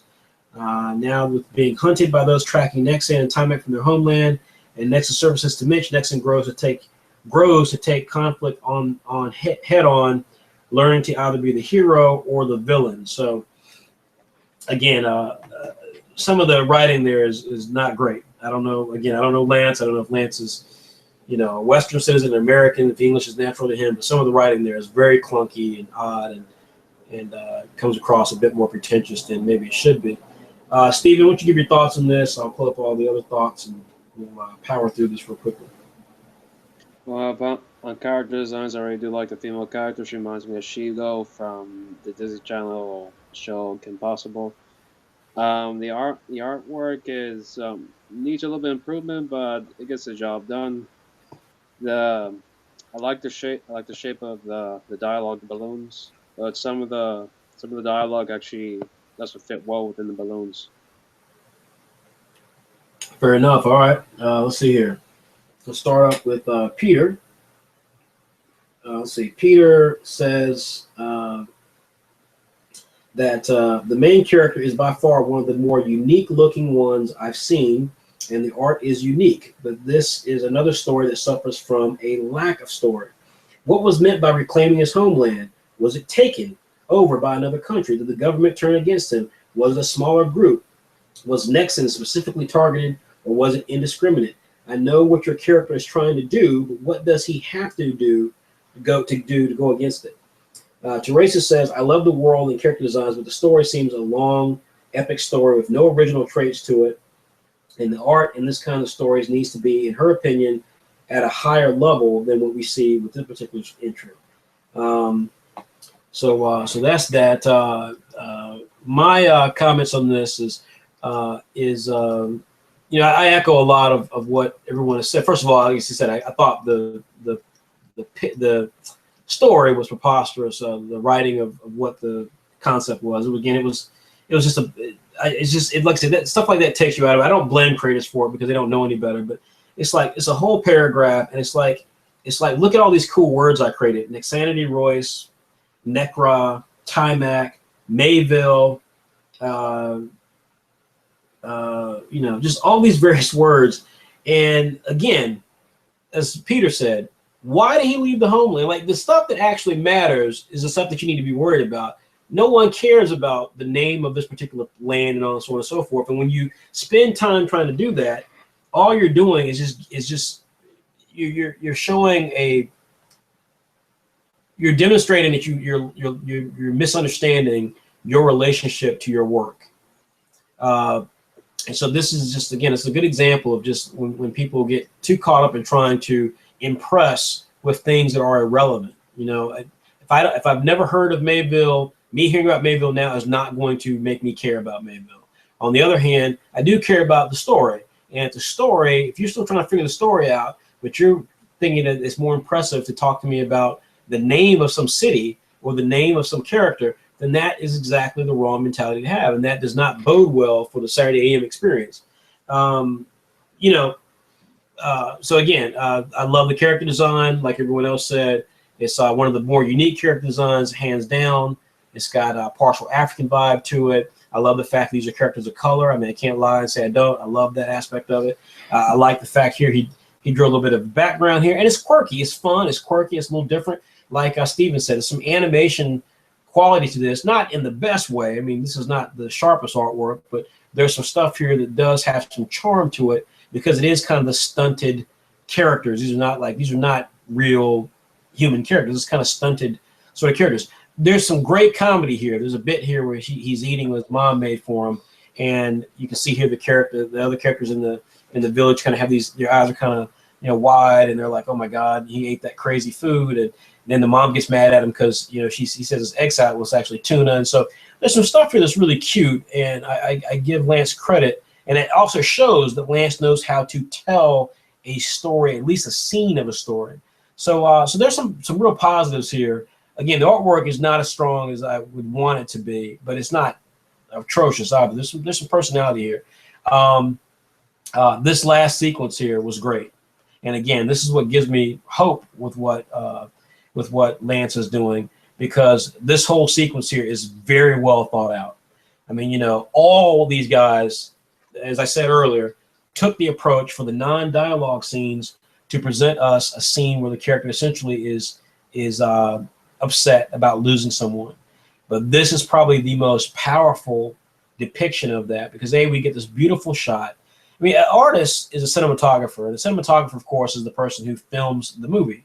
It's not the director. It's the director can be a cinematographer in his past, but cinematographers, that's all they do, is they frame the visuals when you watch a movie. And so when you see a movie and it really grabs you with how beautiful it looks and how this particular shot looked and that particular shot looked, that's usually the cinematographer doing that. And so this is, an artist needs to be a cinematographer, and this is a beautiful depiction of a scene of loss. We get the character, he's got this lonely walk.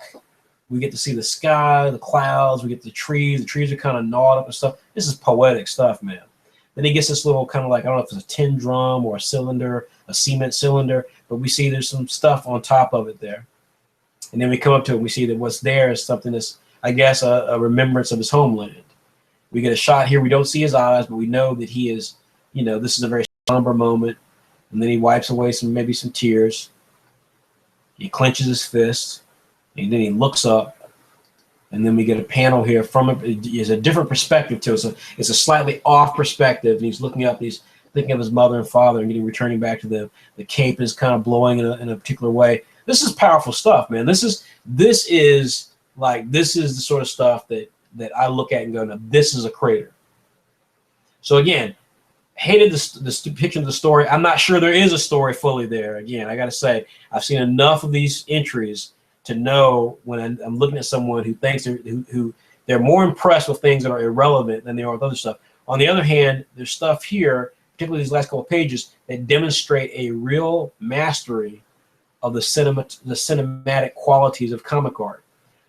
Doesn't mean this creator has the best understanding of anatomy or understands how to pull off a sophisticated image, but he does know how to pull off a dramatic scene. He knows how to pull off a funny scene. We saw the humor in the earlier scenes. So we're going to definitely move this forward for inclusion in the magazine. This is not a winner candidate, but this is something that we do think you guys should vote on, and we should see if you guys think that this is worth continuing. All right. So actually, we're going to do one more, and then we're going to take a quick break, and then we will wrap up. We'll have 5 entries at that point at the end of that. And I'll check if there's any questions, give you guys a chance to take a pee-pee break and all that good stuff. So our last entry before the break is Mark Moore. This is called Feral. And so this will be quick as well, because Mark did not include he didn't include his pitch. So I can say up front, this will not be a candidate to go forward, because our candidates have to try to have all the material in there. But there's some great stuff here in Feral. The ad here is great. It's time to let the animals out of their cage. We see 3 people kind of looking around, and we don't quite know exactly what the deal is with these guys. So then we go here, we check out the cover. It's a very, very great perspective. Love the color. This is great. Love the character design. This is my favorite character design. I mean, I like what Lance did for his main character, but I love this character design. I love it. This is fantastic. Part Robin, part Hawkeye. This is great. So we see the next couple of pages here.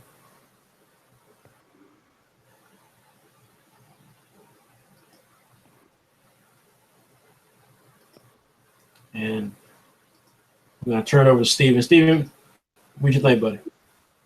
Okay, I actually really love the cover. I agree with you. The character designs are pretty cool. I really like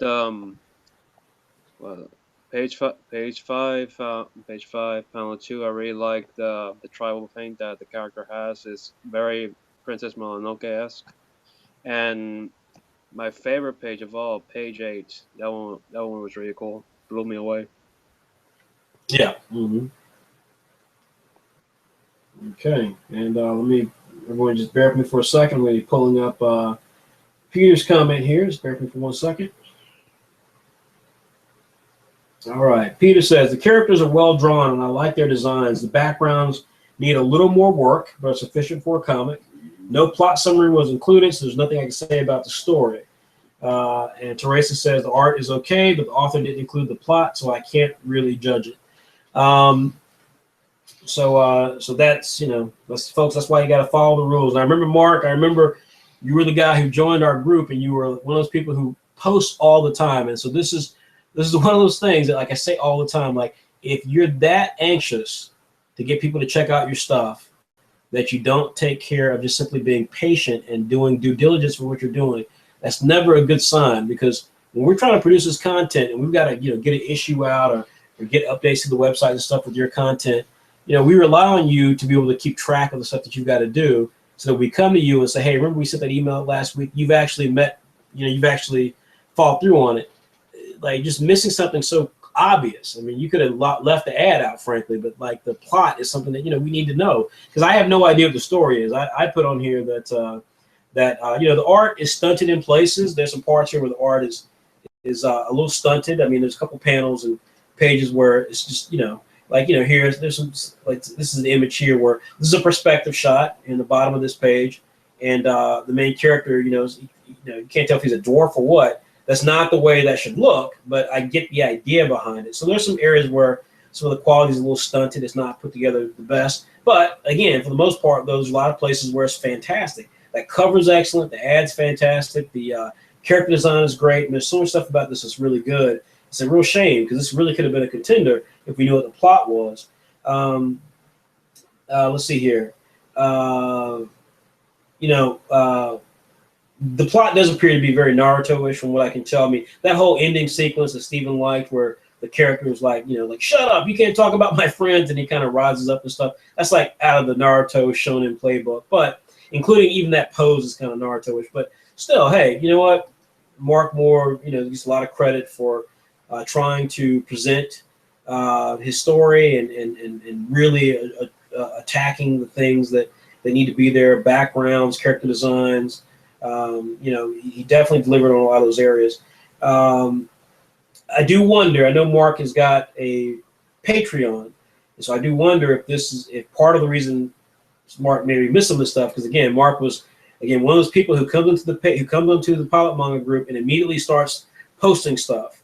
Now, he did follow the rules once I corrected him a few times, but I'm always cautious of those people, because that is someone who, like, at the end of the day, they just want the exposure. They're not trying to publish with us. They just want the exposure for their idea. They're going to do their idea no matter what, which is totally fine. But, kind of like Mark Cuban has an issue with people who come on the Shark Tank, when he knows that the Shark Tank is just being used to get free TV time for these guys. I'm not saying that's Mark, but I do get a sense of that with some of the lack of due diligence that Mark displayed with some of this. That being said, I think this is I think artistically it's definitely intriguing, and there are elements of it that seem really neat. So I definitely think this should be in the magazine for people to vote on. This is not a contender for the winner of this month's this test flight. So with that, I'm going to park it onto the homepage.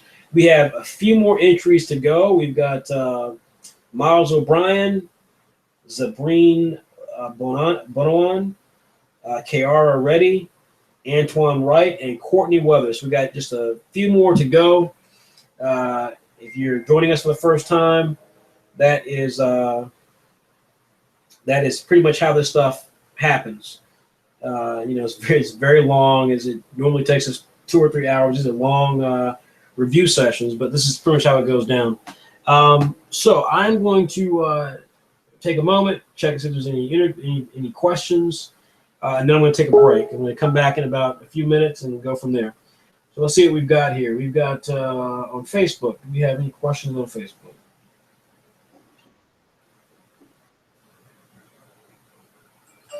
So we've got So we've got Lance Smith saying, listen, oops, crap, I hit the thing too fast. Sorry. Crap, everybody. Crap.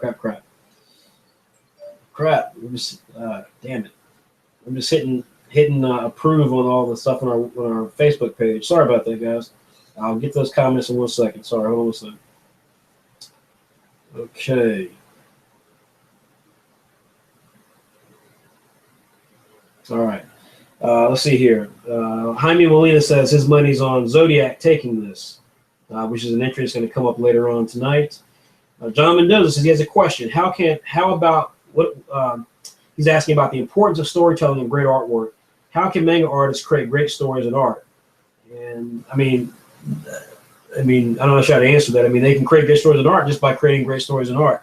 What needs to happen is that if you know you're deficient in one of those areas, you need to focus on one of those areas. You can't be it all. And this is what I tell people all the time: is you can't be it all. So stop trying to do everything.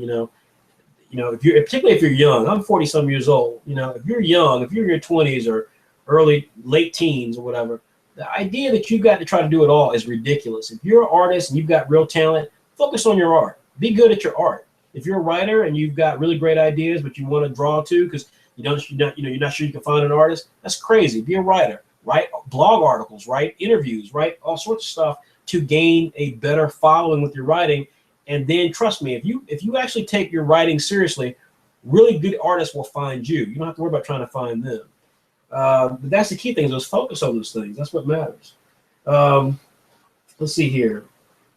So John's second question is pretty basic like the first one, so I'm not going to worry about that.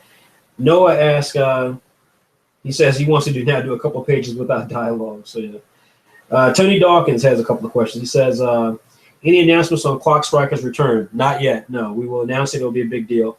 Apple Black Volume 2. Do we have any announcements? No, but it is coming. Apple Black is set to return in Saturday AM at issue 45. Apple Black is a big part of issue 50, our 50th issue, which is going to be huge. So stay tuned for that. And then he's asking about a teaser or hint on new series that are coming. And I can't give any hints on some of the new series that I'm working on. In fact, some of the other creators and partners of Saturday don't even know about some of the new series. But I will say that we do have coming up soon God Arms, which has been in development for quite some time by Chitulu Hernandez, and that's going to debut on our website. So look for that in the spring. Lance Smith says he wants to thank me from the bottom of my heart for the opportunity to present his work tonight. He's going to work on everything that was mentioned and wants to thank us for the strong critiques because it only makes him better in the long run. And I appreciate that, Lance. Thank you. Chang Zhong says he agrees with what I said 100%. As a reader, he clicks on stuff with good art, but after the first couple of pages, if he scans and the artwork is worthy for him to keep reading, if the writing isn't very good, then he stops. He also says that dialogue is very important because if he reads it, if he has to reread the word bubble a couple of times, then he gives up on the series before even finishing the first page. So totally agree with that. So then there's some other stuff here. This is, again, is our pilot manga group, so that's some good stuff there. Okay, so that's that. Let's see if we've got any comments on YouTube.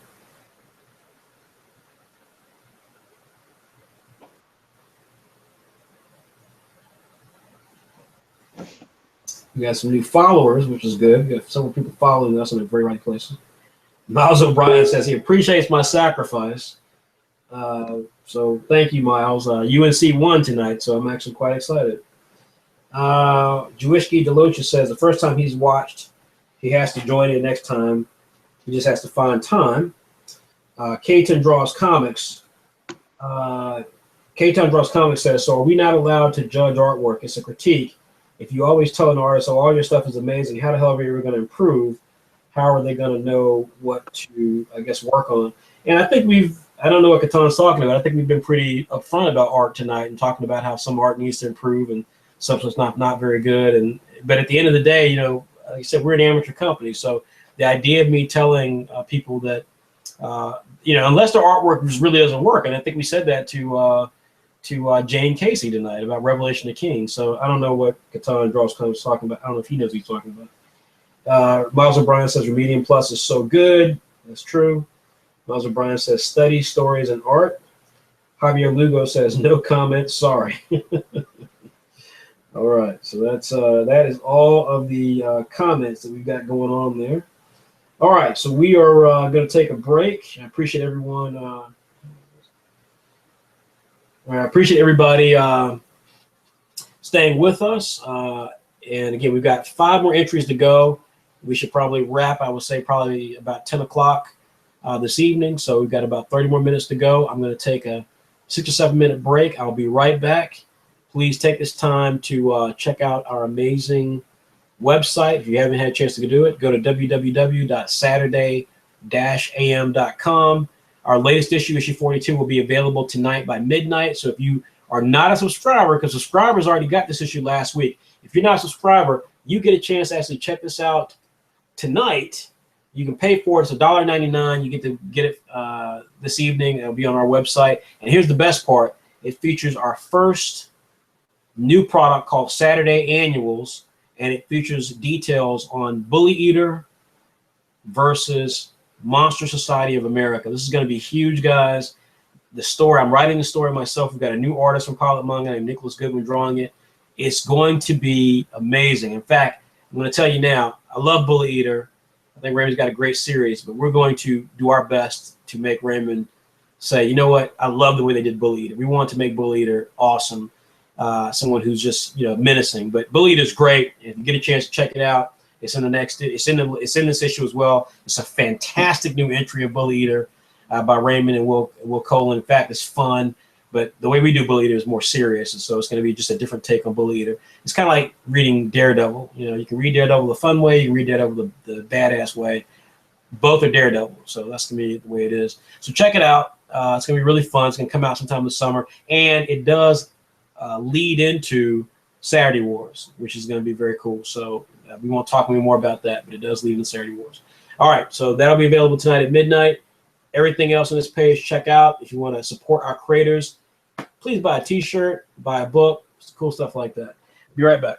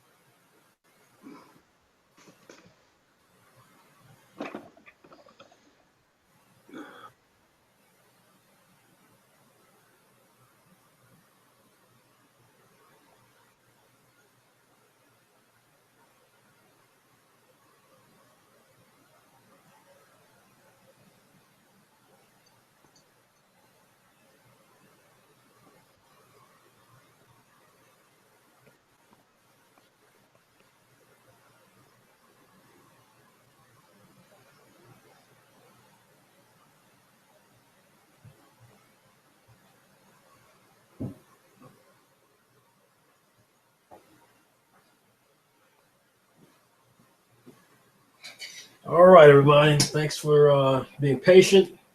We're back to go. Steven, you there? Yes, sir. Awesome. All right, let's rock and roll then. Got a handful of people left to go. We're going to start off with Miles O'Brien.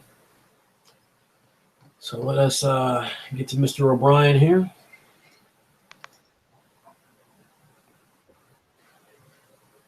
All right. Hopefully everybody else out there is doing well. Again, we will run through final questions and comments at the end. If you do have questions or comments, feel free to submit them to us at you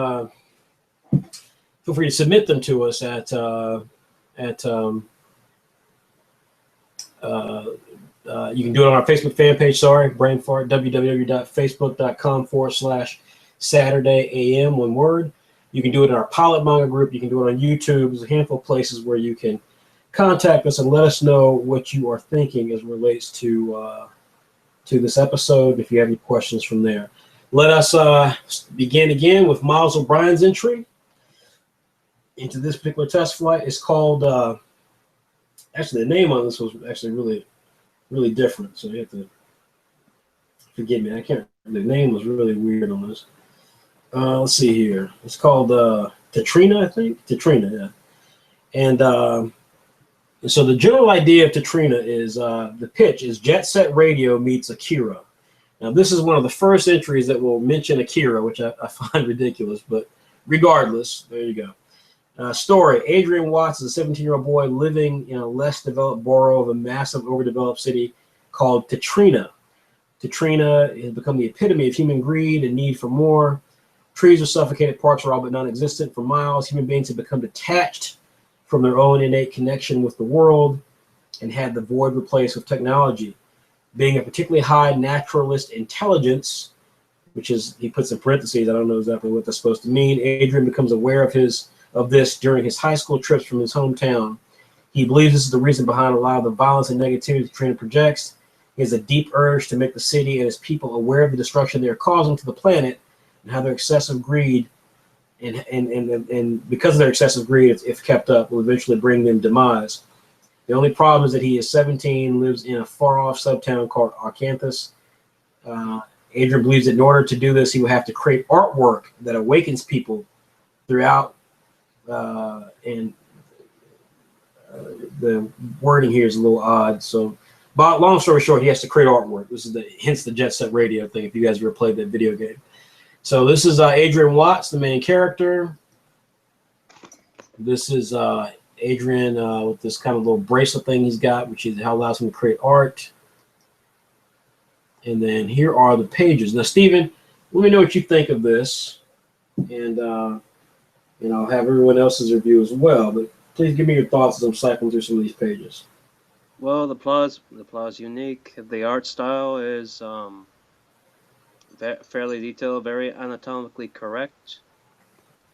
The backgrounds are pretty done in depth, and I like the tones. So far, this is a pass to me. This is a pass for me. Okay. All right. Okay. Let's see here. Let's see. Peter says the story is original and unique, and the art is strong. There's room for improvement, but that will come in time. The story and the world need a little more fleshing out. Having a better idea of what motivates him and an idea of the type of government he'd have to go up against would help this story pop. Teresa says, I love the idea of the street artist being the protagonist and also the dystopic future where everything is covered in adverts. The plot needs a little bit of work. What is the main boy's, what is the kid's motivation, and what exactly is the conflict? Let's see, I'm showing you some of the art here. And here's the ad for Katrina saying laws are meant to be broken. All right, so here are my thoughts. All right. So a couple things. One, the name is just kind of weird to me. When I read Katrina, I think Katrina. I don't know if that's what he meant. If that's what he meant, but that's what I kind of think of. There was so much about this that was horrible. The name Katrina, like I said, is a little weird. This ad, for example, the the Chitrina part is very big, and then the copy is very, very small, and it's right up against the name, so it's not like the design of that is not great. The writing of the paragraph, again, this is one of those paragraphs again that is so pretentious in how it's written that it just takes you out of it. It's written so poorly. You know, the naturalist intelligence line, just I remember writing that down, like, what in the hell is natural? Is that even a real thing? Furthermore, the way he describes this stuff, human beings have become detached from their own innate connection with world. Now he meant to put with the world, but still, even that whole line just sounds so ridiculously wordy for something that's really simple. And then it says, and had the void replaced with technology. What void? Like, I mean, because they're no longer like to go outside. Like, there's a lot of stuff here that just it's trying to be more profound than it is, and the writing of it is making it come across as cheesy rather than like powerful. And then of course we get into the normal thing where, you know, I'm getting all these words being given to me that really tell me nothing important, you know, Arcanthus and all this other stuff. I know it's where he's from, but you know, it's irrelevant. And then the description is not he lives in a far off subtown called Arcanthus. Why is it called a subtown, first of all? And then it's not well known for technological advancements, but rather its lack of social influence. You know, it's just a lot of stuff here just seems very kind of precious, you know, a little too precious. All that being said, this is one of the cooler concepts, and the execution of it, particularly the art, which I had no idea I think Miles is the same kid that was trying to be an editor for us at one point. I'm not sure, but the art on this is surprisingly strong. Like, this is not great character design. In fact, that was another one of my things. Like, this is another reason why it shouldn't work. The character design for this kid is like that's just not great. There's nothing memorable about that. And so if you're going to compare yourself to Jet Set Radio, then it's like, have some funky design or something. This is Mayberry. This is Archie Comics. This is not what I think of as, you know, Kid Revolution. You know, which we see a little bit of that here in the cover, but even then, it's still just really, really basic. Like I said, all this should not work. I wanted to see the graffiti. You know, the whole point of this is that he puts graffiti on the thing. I wanted to see that, but, you know, we didn't get to see that. So, you know, that was a little frustrating, but still, I mean, this should not work, but it does. It does. I mean, the writing on the section where he meets one of his favorite artists, this black guy here with the other Asian guy. I mean, so much of this is so well done. And I mean, stuff that's just being done with dialogue, without any dialogue, just sheer, you know, emotion and body language, and that, like Steven said, there's backgrounds here. Is the artwork perfect? Again, anyone who's talking about whether the artwork's perfect or not is crazy. Of course it's not perfect. It's amateurish. And for the young man who wrote on YouTube, the only advice I can give anyone who is an artist is the advice I've given all night: keep drawing. You don't do perspectives well, keep drawing. That's gonna you will eventually figure it out. You don't do biology very well or anatomy, keep drawing. Eventually, you will figure out how to start pulling it together. And then, of course, you have to take some classes and you have to do some things to actually learn how to develop those skills. But a good chunk of it is consistency. So this is a candidate for the winning prize this evening. I'll reveal whether or not it is, but this most certainly is a candidate, because this blew us away at how good it was, despite all the things. It wasn't great. Character design is not great. The plot is pretentious and lacking in a couple of key areas, but the general idea, the execution of the idea, and the art are so strong that this is a definite contender. Next up, what's next up, Steven? Neo World Zodiac. Oh, right. Okay, yes. Zabine Bonoan. Zabine, I know I'm destroying your name, and I do apologize for that. she is next. I've seen her. She's been a lovely presence on her pilot manga. So thanks so much for participating with me. You all have seen this. This is some colorful, gorgeous, looks like watercolored artwork. I don't know exactly what it is, but it's Neo World Zodiac. This is a great ad. It's a great ad. It's a great cover. This is a great main character, Nuo. Let me read to you guys the plot here. First of all, this is, oh, and let me say this last thing too about the last entry from Miles. It was Jet Set Radio meets Akira. There was nothing described, as Peter alluded to in his description. Nothing in that work is like Akira. And Akira, this is another one of those fanboy things where it was such a revelation for people who've seen it that they hold on to it. It's like if every superhero was Batman. If every superhero pitch was, well, you know, it's like Batman meets, you know, Strawberry Shortcake. I mean, it's ridiculous. It's like, you know, let the fanboy thing go, guys. You know, throw in stuff that's not anime or manga. It can be video games. It can be music. It can be TV shows. Why do I not see Jet Set Radio meets Breaking Bad? Anyway, this is another one of these Akira references. I don't know why Akira's on here. I guess because it's a kind of futuristic cityscape, but I don't know why that is a thing that people are going to when that has such a specific narrative that none of these series match. Akira meets Exorcist is what this pitch is. So not the worst pitch in the world, but definitely not the best. It's the year 2090. And this is also suffers from over-explanation, getting into a lot of things that really are irrelevant to what the actual plot is. Bottom line here, I'm just because we're running out of time, I'm just going to skip to the point. Bottom line is, this is the future. There is a new sort of dark presence that's coming into society as people are dying. There's all sorts of, you know, wicked things happening, death, destruction, mass murders, you name it.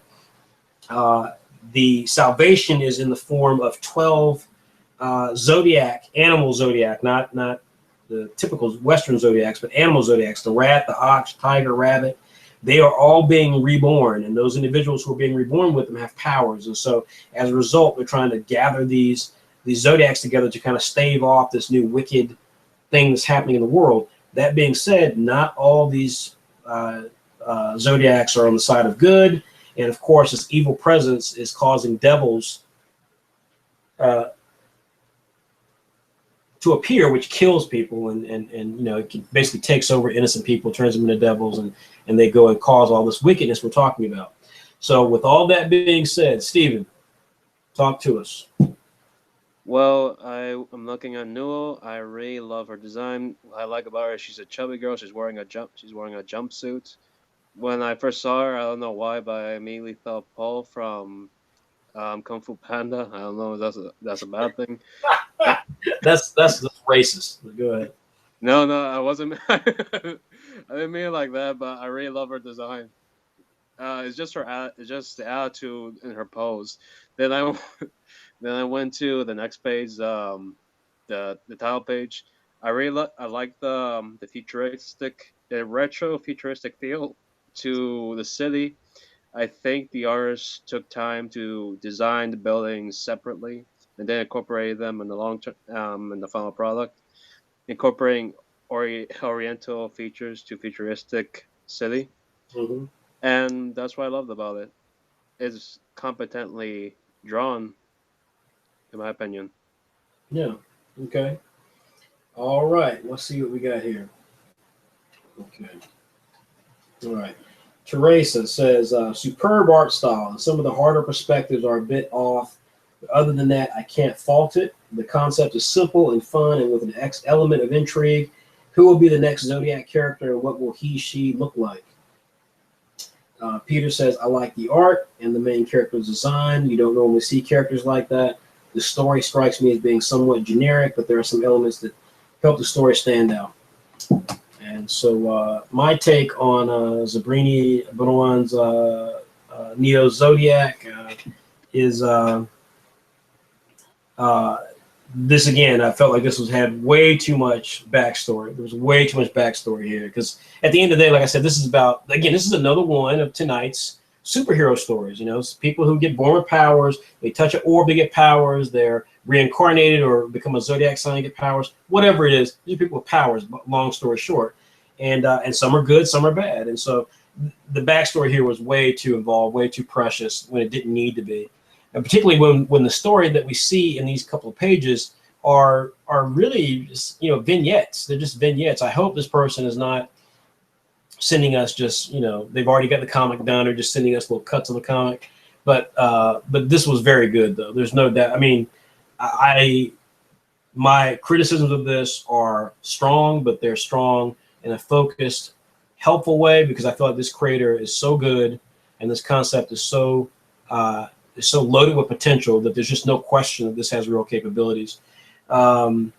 Again, though, some stuff was just incoherent. The writing on the blurb part was just totally incoherent and silly, and I would wish the Zabrini would have more confidence in what she's doing instead of worrying about trying to impress us with big words and stuff like that. I'm really intrigued about the Zodiac piece. Again, what was presented with the actual comic pages was so inconclusive that it's hard for me to know if she really has a grasp on telling the story. But there's enough here to like tremendously. Definitely a candidate for our top prize tonight. Next up is I love the character design. I mean, just again, one thing I've told people over and over again is that it's not that I expect to see more black characters, but one thing that I know is that when you're doing a work and you've got diverse characters in the mix, it automatically makes your story more intriguing, because it's more than likely something that we've never seen before. Just for the sheer fact that you decide to make someone fat or a different culture or a different nationality or a different ethnicity means that we're going to be seeing dialogue and personalities and culture that totally is unique from what we normally see, and immediately that makes it interesting. Now, whether or not you execute and make the story engaging is another story, but you already start at the top of the pile because you've chosen to make something that's different, and that already gives you truths. These people who are not Japanese doing Japanese characters is just ridiculous. That's just ridiculous. Or doing the typical heroic spiky-haired kid, it's like, let's move on from that, man. What's wrong with an afro? What's wrong with pigtails? What's wrong with a chubby girl? What's wrong with a girl, period? We got to get away from this manga crap. All right, Kiara Reddy has a series. It's called Stigma. And so the logo with this is one of those weird logos that on theory it should work. It doesn't, but in theory it should. This ad is not great for a couple of reasons. One, the art image here isn't compelling enough for me to be into it. Number two, she does exactly the wrong thing here. This is something I've told people before. No one knows who you are. So that you spend any amount of time on an ad or anywhere putting up their story and art by Kiara Reddy, the only one who's going to be impressed about that is your parents and your friends. If you're trying to get someone to click on your story, that is the last thing that goes on that ad. And for that reason, mainly, this is not a great ad. That the size of that, the placement of that is not good. But the size of that should have been on the other side of the image of the main character, and that should have been what we saw and we're reading is you don't really have to be alive to live. That's a great line. That's a great tagline. The logo is complicated. It's not the best logo, even though it's got some interesting ideas to it. But that's a great tagline. She could have chose a better image and then get rid of the story and art by Kiara Reddy because it's irrelevant to getting someone to check out your work. All right, so this is Stigma. Let us talk about Stigma. What is Stigma about? Stigma is about pitch is Ninja Joe meets Gangsta. Rei Tsukino can't die. It might be the fact that he is one of the 12 beings that were biotechnologically immortalized by a specific drug, aka stigma, created by Matsuhito Keimon. In Rei's case, a certain event happened to him 18 years ago.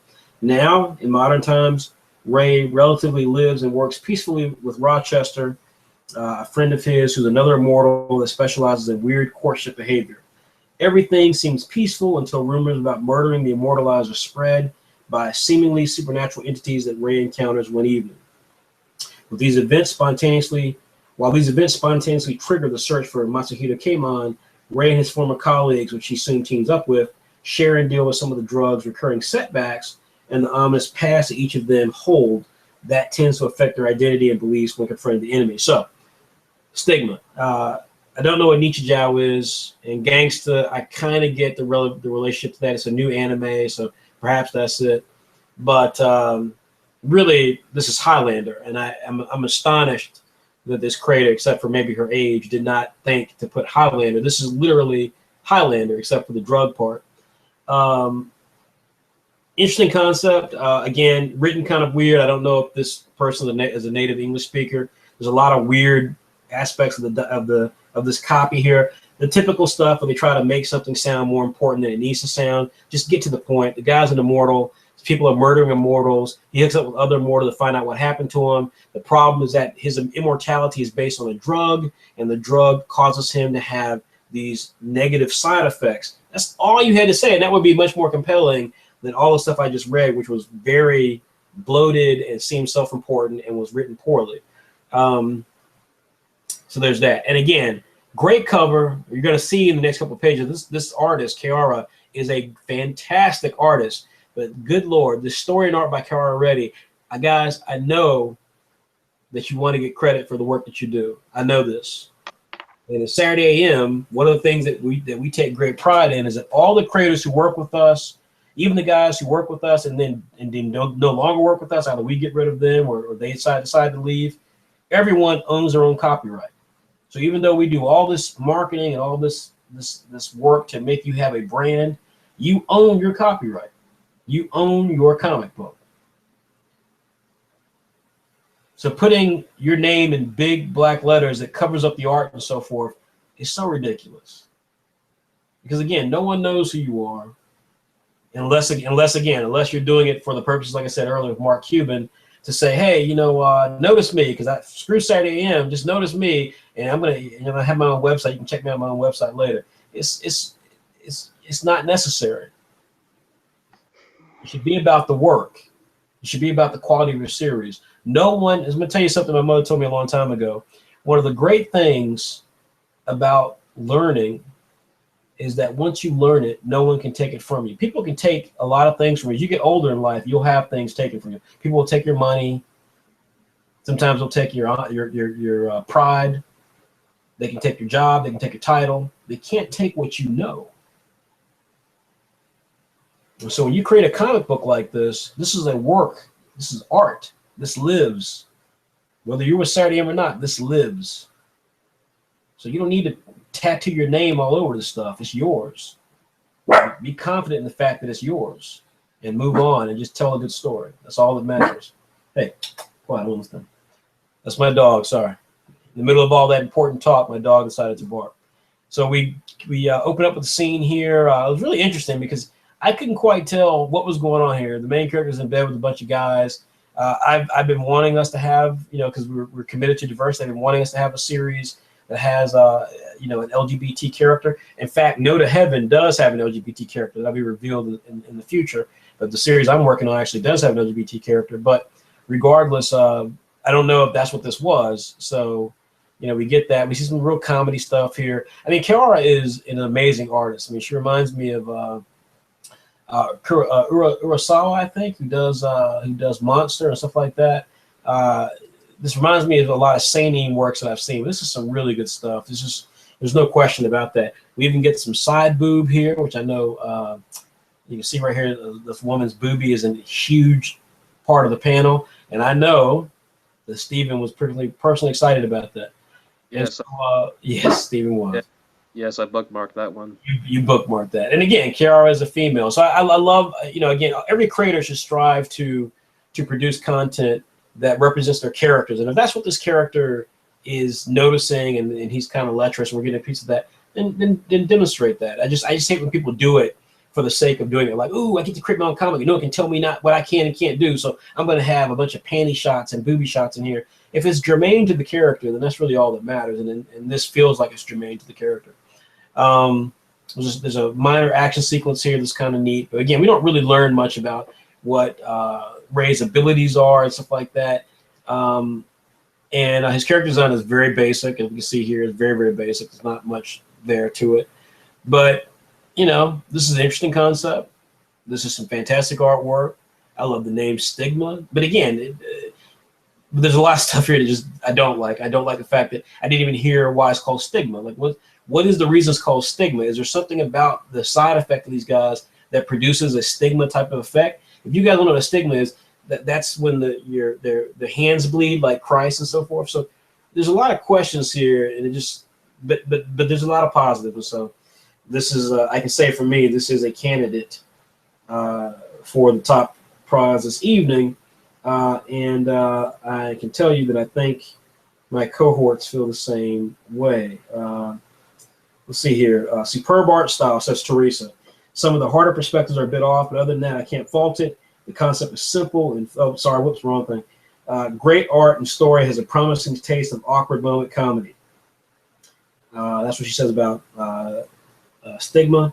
And Peter says, this one, to me, hit many of the right notes. The art is great. It shifts from realistic to cartoony for comedy. I love the idea of an immortality drug that has side effects. And despite this, there's still people able to kill them. Not a fan of the logo, though. It's too hard to read. So, again, this is a candidate for the final, for our top prize tonight. All right. Steven, anything else to add? Yeah, I just wanted to say that page one, when I started reading it, it caught me by surprise.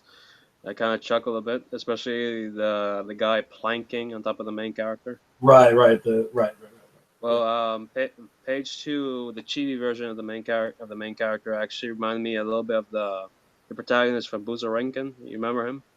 Yeah. Yes. It reminds me a little bit, right? Mm-hmm. Yeah, that's a good point. It does kind of. Yeah. I love her style. It's light and airy until it gets to the serious moment, the serious part, page 9, and I really liked it. I really like her overall style. Yeah. All right. Next up is a series called Expired, and this is by Antoine Wright. And I'm going to tell you guys a bit about the plot real quickly. This is Avatar meets the Age of Extinction, which I assume is Transformers: Age of Extinction. Horrible movie. Plot: the entire Transformers series is horrible. Plot: the Age of the Elementals has been a peaceful period, but now war plagues this peaceful period. So he used the word period twice in not even a whole sentence. One day, a young man by the name of Antoine, which is also the name of the creator, I love that, and his childhood friend, an Earth Elemental named Gunnar, go looking for Antoine's father when he goes missing. That's when they discover the shocking motive behind the war that's been going on for 3 years, and sends the two boys on a journey that, if they are not careful, could be the death of them both. All right. So this is the cover, and this is a turnaround of one of the villain characters, Shirogane. And then here we go. Here's some of the pages here. So you can see it's got a very kind of cartoony style. Antoine does attempt some backgrounds and stuff here, and he does have, kind of like in the last entry from KR, we do see, his ability to shift from serious to kind of cartoony stuff. I did like this. This did make me chuckle, I have to admit, when it's initiating creep mode and they are squiggling along like worms. Basically, they get involved in a conflict with Shirogane, and Antoine goes through his power-up phase after he gets very emotional, and then we get a fight sequence that I can tell you, honestly, I could not tell you what occurs in it. It is so difficult to understand what's happening in this. So there is that.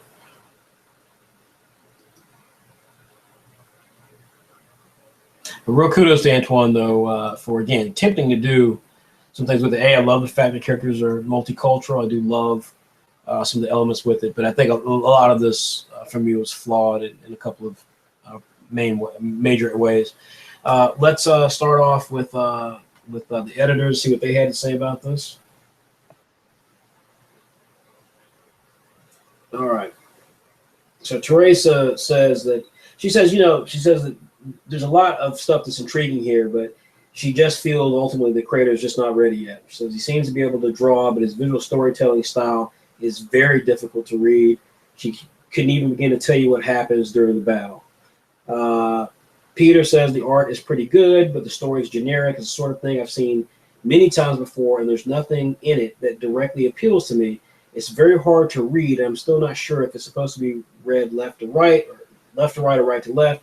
It was also hard to tell what was happening during the fight. Now, I do want to address this real quickly, that there were a handful of creators who presented stuff to us that was left to right versus right to left, which is standard way that we do things. And some of the people tried to write me notes and say, hey, by the way, this is how it's written. You know, look, I'm going to be honest with you. I think that's an element there that is not a major thing, but it is kind of a painful reality when we experience something like that. Because here's the deal. If you're looking at our website or reading our digital magazine and you see the sort of content we produce, and you know the format that we produce it in, then that tells you what you should be trying to aspire for. When you're coming to this and you really aren't familiar with us and you're entering stuff and then like, oh, hey, by the way, I did this Japanese style. Well, that means you don't actually read our stuff. I mean, the only title that does that is Z Forever. So if you're not actually reading our stuff, then it makes me question, why do you want us to publish your work and you don't know anything about us? Now, I'm not suggesting this was Antoine, but there were several people who did this. And like I said, I didn't, you know, I don't have the time to try to pass these individual notes along to everyone who's reviewing this and say, hey, by the way, to understand this, but you have to read this left to right or right to left. You know, like I said, we have a way we work. And again, I would expect anyone who wants to submit material to us for us to publish is indeed aware of how we work. If you're not, then that causes serious questions to be asked about what your actual motive is to try to go through all of this to work with us if you don't actually follow us. And so it's a small thing to say, but it's profound because, again, like I said, this is a submissions group for Saturday AM. This is not a critique for the hell of it thing. And like I said, I'm giving up. We've been doing this now for a couple of hours. I'm not doing this for my health. I'm doing this because, I feel a debt of responsibility to the webcomic community who've been so kind to what we're doing Saturday AM. I'm doing it because we have so many people who write us daily to try to join Saturday AM, who we set this process up to make it easier and fun for them, and because it's a transparent process that gives future creators and our competitors, frankly, an understanding of how we work, which I'm totally fine with. So, and hopefully it informs them. It helps them make better decisions. So that's why we do this. We don't do this so that we can, jump through hoops with your entries. That's just not the way to do it. So again, that's just a side point to make. Stephen, what did you think of this? Well, I admire his resolve to try. He like a lot of us amateurs, he has a ways to go. The reason was, in my opinion, the reason it was difficult to read was because it didn't have any gutters. From pages 6 to 9, the toning is a bit too dark, and without gutters, it's a little bit more difficult to read. Mm-hmm. But that's the only flaw I saw in it. Okay. Yeah, I mean, so my feelings on it were, first of all, like I said before, great diversity. I'm so happy to see just more characters of color in manga. I mean, the reality is that you talk to some, LaShawn Thomas actually posted something, and that's actually, so I was actually going to write a long post about this because I was so offended. I was amazed that he wrote this. You actually saw it, Stephen, because you tweeted something about it. But he wrote this post. He wrote this series of tweets where he talked about how, and I'm paraphrasing. I have to, when I write an article about it, I'll give it more detail. But he essentially said that that we shouldn't bitch and complain about the lack of African Americans or people of color in anime because it's not created for us. And what astonishes me with that statement is that it is so incorrect and clueless. I don't know what else to say about that. And I have respect for LaShawn Thomas, but I'm not, I'm one of his contemporaries. I'm not some kid who follows what he says blatantly. I'm his age, if not older. I've got experience, not in animation, but I've worked in a hell of a lot of big properties on a corporate level. I've dealt with the Japanese on many occasions. I know what they do, and their philosophy is simple. Their philosophy is like everybody else's philosophy. They're going to produce stuff that works. Now, they do focus predominantly on a Japanese audience. That's true. But the idea that somehow that they're not aware of the American audience and the fact that that brings them an extra couple of $1 billion, that somehow that skips their mind when they're creating manga is bullshit. That's just a complete and utter fabrication or cluelessness at best. That's crazy. I know for a fact they do. I mean, I've had meetings about this. Like I said, there's a more profound reality as to why the Japanese do not put people of color in there and why they put white people in their mangas. There's a real profound reason for that that I've had specifically. I've heard from Japanese individuals. I know LaShawn's trying to get his anime produced through the Japanese, and perhaps he feels a debt of gratitude to them to not, call them on the carpet. But I think, my whole feeling about this is that if you produce major content, Hollywood, I'm an American, LaShawn's an American. Hollywood gets ringed through the coals. I'm sure LaShawn's one of the people who ring them through the coals about how they need to be more diverse. Why? Because they produce content that's seen around the world. The manga and anime are seen around the world. So how are they somehow not allowed to be diverse, responsible for diversity, but we as Americans are? It's ridiculous. And I don't want to hear that bullshit about how they have their culture is predominantly Asian. If you've ever lived, I was exchange student in Japan. I don't know if LaShawn was. I was. I've done business with the Japanese, so I know these things. I'm not someone who has to listen to what someone says about Japanese anime manga and go, oh, well, they must know. I know. So clearly we have a difference of opinion. Mine comes from experience. I'm not sure where theirs are coming from. So I'm concerned about some of the reactions here. And one of the things I'm proud of with Antoine is bucking that trend, because I see too many African Americans like LaShawn who have this mentality that somehow it's not right to put black characters in anime manga. And so if you do that, then you really got to have a real excuse for it. There's no excuse. I mean, again, I'm paraphrasing, but I remember LaShawn said something. He said we need to give them a reason to put us in anime manga. And I thought to myself, we have a black president. We have some of the biggest athletes in the world are black athletes from America. We dominate music. We appear in most movies. That god-awful Transformers that Antoine references has black characters in it, even though we get treated very horribly in those movies. But we're in those movies. We're in a ton of content. How in the hell do we need? What else do we need to do? Invent the drug to cancer? So the only way you beat stuff like that is to take it to the heart of what you do. Add diverse characters into what you do, period. That's the bottom line. Add diversity into the work that you do, whether it looks like manga or not, and that will change the perspective that some other cultures and communities have, which comes from a place of just, ignorance, frankly. So I applaud Antoine for adding diversity in here. I was so proud to see him have black characters in here, and the story didn't need to have black characters. He just wanted to have black characters, because why not? It doesn't mean that they can't be cool characters.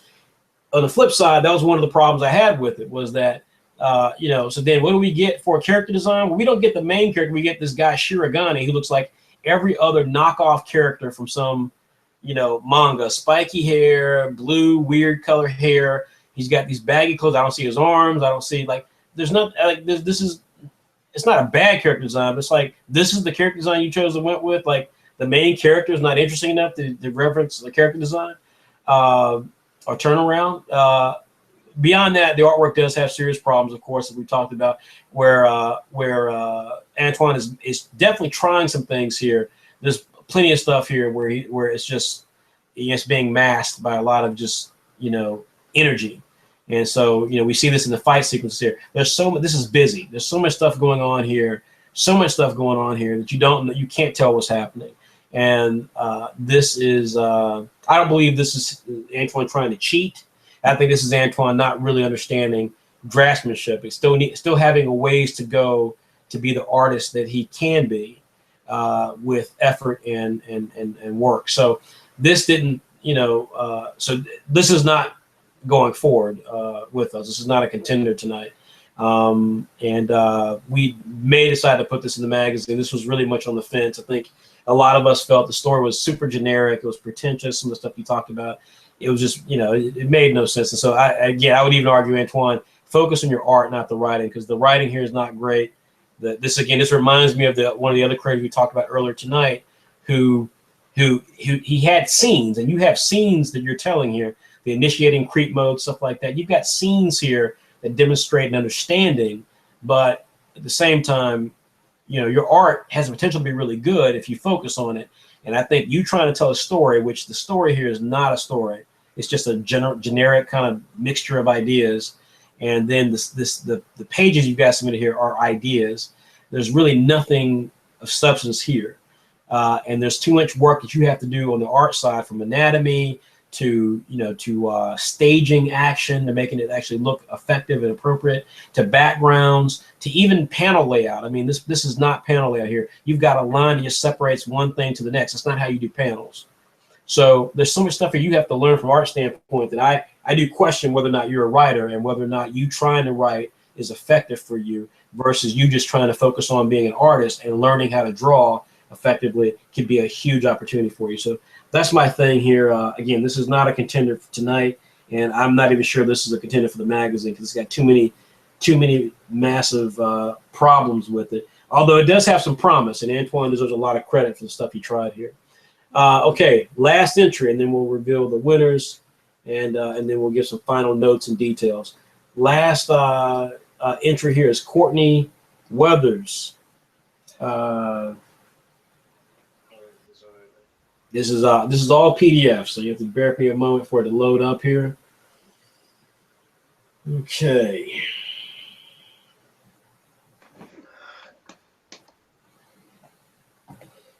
Okay. All right.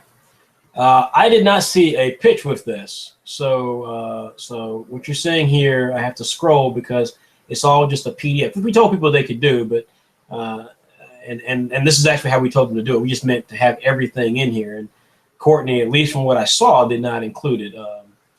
So I'm just letting you check out some of the pages here. I don't have a pitch or plot to talk about. There seems to be demons, and it's just kind of fighting some of these demons. Hansel Jaeger appears to be the main character.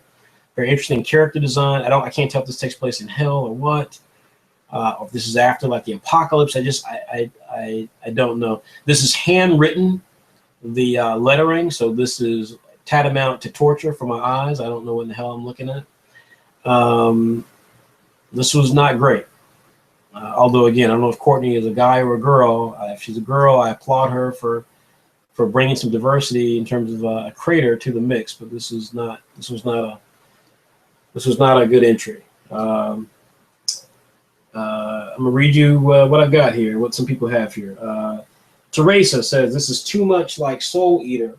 Every story needs to have a distinctive flavor, and I don't feel this one does. The art is promising enough, very nice character designs. Peter says, this story feels like it's ripping off Soul Eater. The art is unique, but clearly borrows elements from Soul Eater too. It's a shame that there's nothing apparent that this story has that Soul Eater doesn't, because the art meshes with the tone perfectly. I'd like to see the lettering improve. You don't normally see lettering that actually looks hand-drawn. I'm not a fan of Soul Eater. I haven't watched it really, so I did not catch a Soul Eater reference. For me, it was just a typical kind of like, person fighting demons sort of thing. I admit the character design is pretty interesting, and I do think the art has some charm to it. It reminds me of old school 1980s independent comic book art. It was some interesting elements to it, but for both of my editors to say this reminds me of Soul Eater, I have to believe this is a ripoff of Soul Eater to a degree, and so I can't really give it credit for the character design, even though I do like it. But more importantly, the bottom line, this thing has bigger worries than that. I mean, the art's not that great. The story is very hard to understand. The lettering is atrocious. I mean, don't hand write letters. I don't think that was something they were doing to be interesting. I think they were just doing it to do it. Yeah, I just, there's not enough here for me to look at. This is, there's some promise for the creator, and I hope that he or she really takes their time next time, focuses on delivering a better presentation of what they're doing, and tries to do something more original, because I do think this creator has some real capabilities. I mean, I actually enjoy looking visually at this, and I see some real potential for this, but this itself is not it. Steven? Yeah, I would. The only thing I would want to say is try to make the inks a little heavier and I think they're a little too light. I like the art style. The blacks are the black fills are adequate, but it's too light. It's too light. A penning style, in my opinion. All right. All right. So, guys, we are now finished. We're going to take not quite a break. I am going to answer some questions. But at this point, though, what I'm going to do is just kind of go through, because what we do is we have grades on some of these things. We're just going to go through some of the grades of these things, check them out, and I should be able to then give everybody a sense of where we're going with stuff. So, if you have questions, you got 10 minutes to get them in. I'll be happy to answer any of the questions you have, whether it's about Saturday AM or anything else, but you do need to get them in. You can do so on our Facebook fan page. Stephen, give him the link if you don't mind. Stephen's got to go. Okay, well, Stephen, you can go ahead and go, buddy. Take care. Sure, man. All your help tonight. Have a good day, sir. Thanks, buddy. Okay, so guys, if you have questions, I want you to feel free to drop those into the Facebook fan page, or you can drop them into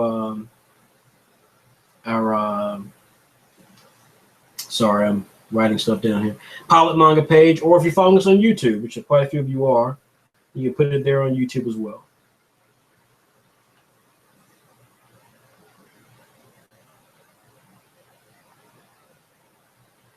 All right, and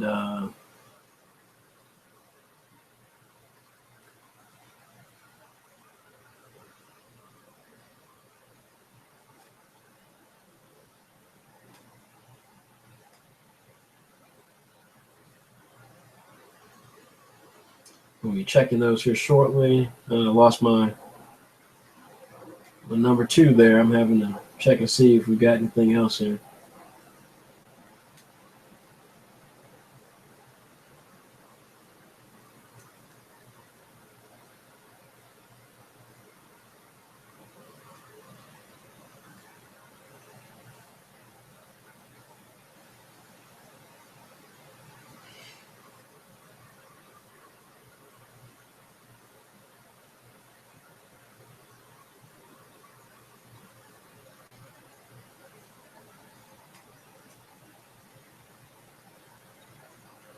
All right.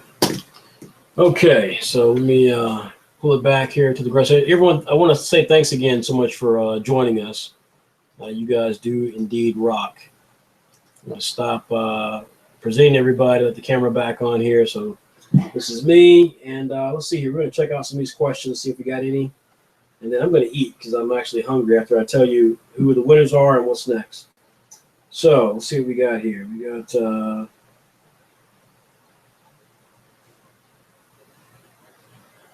Okay, we don't have anything new on YouTube, so that's good there.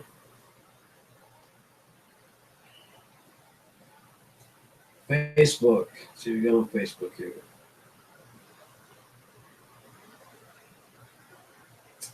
Quite a few questions on Facebook, so let's see here. I'll come back to that in a second. Lance Smith. Okay. All right, let's see. We got quite a few questions on Facebook, so let's get to them here. All right, so John Mendoza asks, when will test runs return? And test runs, we're contemplating exactly how to do test runs. We're going to put them into like Fox and Phoenix, which was Stephen Alcade did in the last test flight, that and ran at issue 37 of Saturday AM. That will return, and that's going to be a feature in the next issue. We may do issue 44. Sorry, so we may have one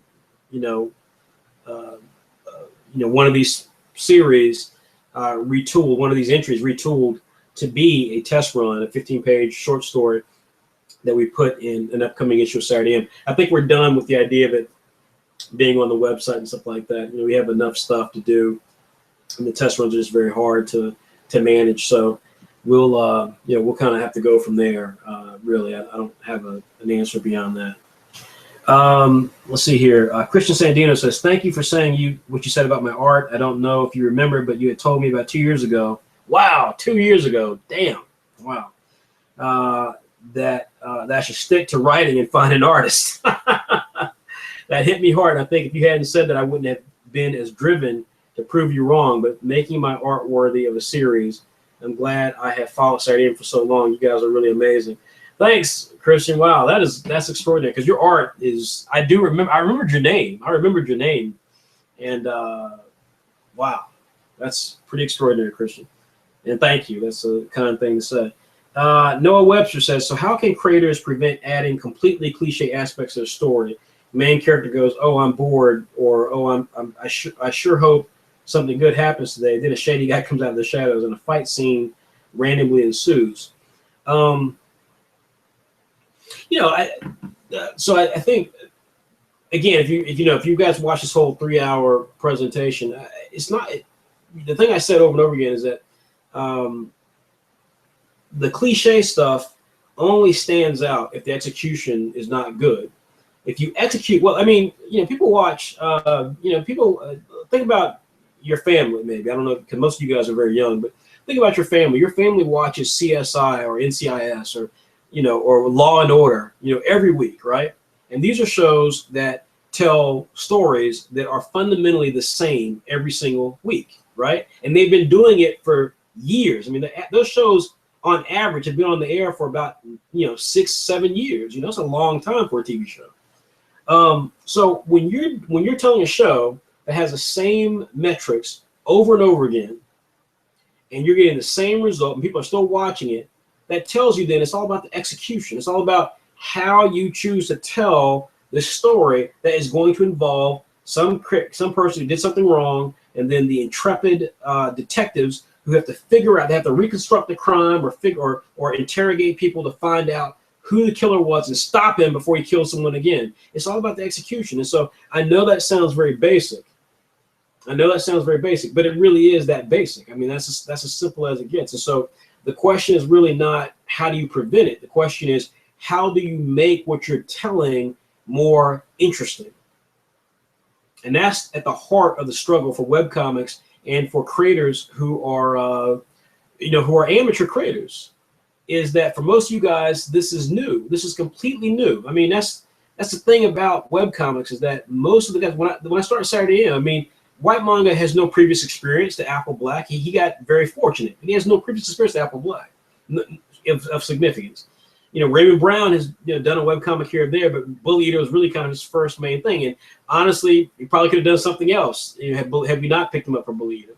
I mean, the world is like that. You have to learn your craft. But part of learning your craft, as I said before, is stop, don't try to be so ambitious. Just tell a basic story and tell it well. If you can tell that Batman story with him stopping Joker, if you can do that and make it fun to read, it doesn't have to be life-changing, just fun to read, then you will be closer to being a serious creator than trying to tell some magnum opus that you've never told a story before. You never told a short story before, but now you're going to tell Naruto for 80 volumes. No, you're not. You're not going to do that. I know you're not going to do that. Deep down, you're not going to do that. So there you go. So that's the point. Try to tell interesting stories. Don't worry about trying to tell epic stories, and that will rescue you from boring cliches. Let's see. Miles O'Brien said, "Great entries, everybody. One question: do you publish one-shots as individual units, like short story form?" And I'm not sure what he means by the one-shots. So I'm not sure what you mean by the one-shots, Miles. Are you talking about the Saturday annuals, the Bully Eater versus Monster Society of America? Are you talking about these entries tonight? I don't know what you're talking about. For those of you who don't know, the progression for this goes the following format. We have test flights. First of all, people join Pilot Manga. So you join Pilot Manga to interact with us and to be eligible to submit content for a test flight. You submit your comic idea for test flight. If we like it, then it then gets developed with one of our editors and you into a pilot that then runs inside of a magazine we have called Saturday Plus. So Saturday AM is our core magazine. Saturday Plus is a sister publication that features content that is from our amateur creators, and basically it's a way for them to learn what it's like to tell a story with Saturday AM. That comes out once a month, and we're on our 17th issue. So I mean, it's been running for quite a while now. But Islanders came from there.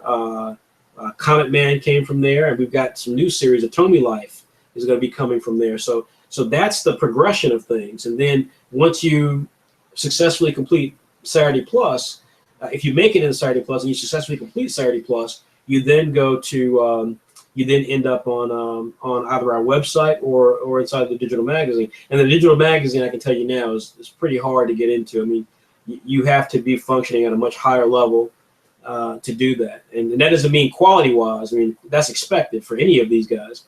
But you have to be operating at a level of efficiency that you actually can produce content regularly. You know, that's just the reality. So I don't know what you mean, Miles, basically. Let's see here. Mark Moore says he just got in the stream. He looked around for his comic and found it. He's really sorry he didn't have the page typed out with the story outline and pitch and all that. I know it's too late to fix. I understand that. Thank you guys for your input. Also, for my characters and style, that's great. I mean, like I said, I thought there was a lot of cool stuff in Feral. We're going to publish it in the issue. The people will get the vote on it. So, you know, we very well may still work with it. Jaime Molina says, I just want to thank me and the editors for taking the time to review his work. He knows there are some concerns about, oh, right, that's right, Paradise Dawn, right. I know there's some concerns about that and stuff like that, but yeah, so that was his big question there. So he says, to everyone else, regardless of the kind of review you had, please don't stop drawing. Thanks again, and good luck to everybody. So that was a very nice comment from Jaime Molina. Let's see here. I don't believe there's anything else here. Oh, no, I'm sorry. So Shizomi Akun says, exactly what are they voting for in the mag? And so what they're voting for, Shizomi, is that they will vote, we'll present all the entries there. We're going to choose some of the entries tonight that won, but then after that, we're going to present all the entries that we felt were good enough to go into the magazine. We'll present them into a professional format so you can actually, you know, read what was submitted here because you only saw pictures of them, and then you'll be able to vote. It's a big survey, but you didn't get to vote and say, hey, you know what? I really liked this particular series, and I do want it to continue. I do want to actually see a pilot chapter for this particular idea. So you want to get into the magazine, and so this is that. I mean, the titles that we're going to choose tonight as being winners are going to be assigned editors, and we're going to be putting a lot of effort into making those pilots, and then hopefully turning them into a series for Saturday AM. But again, you know, it's there's other titles here that we didn't think were strong enough, but we wanted to then turn it over to you guys and let you guys vote on that. So that's what that means. All right, so that is I think all the questions that were there. Let me just double check, make sure there's nothing else.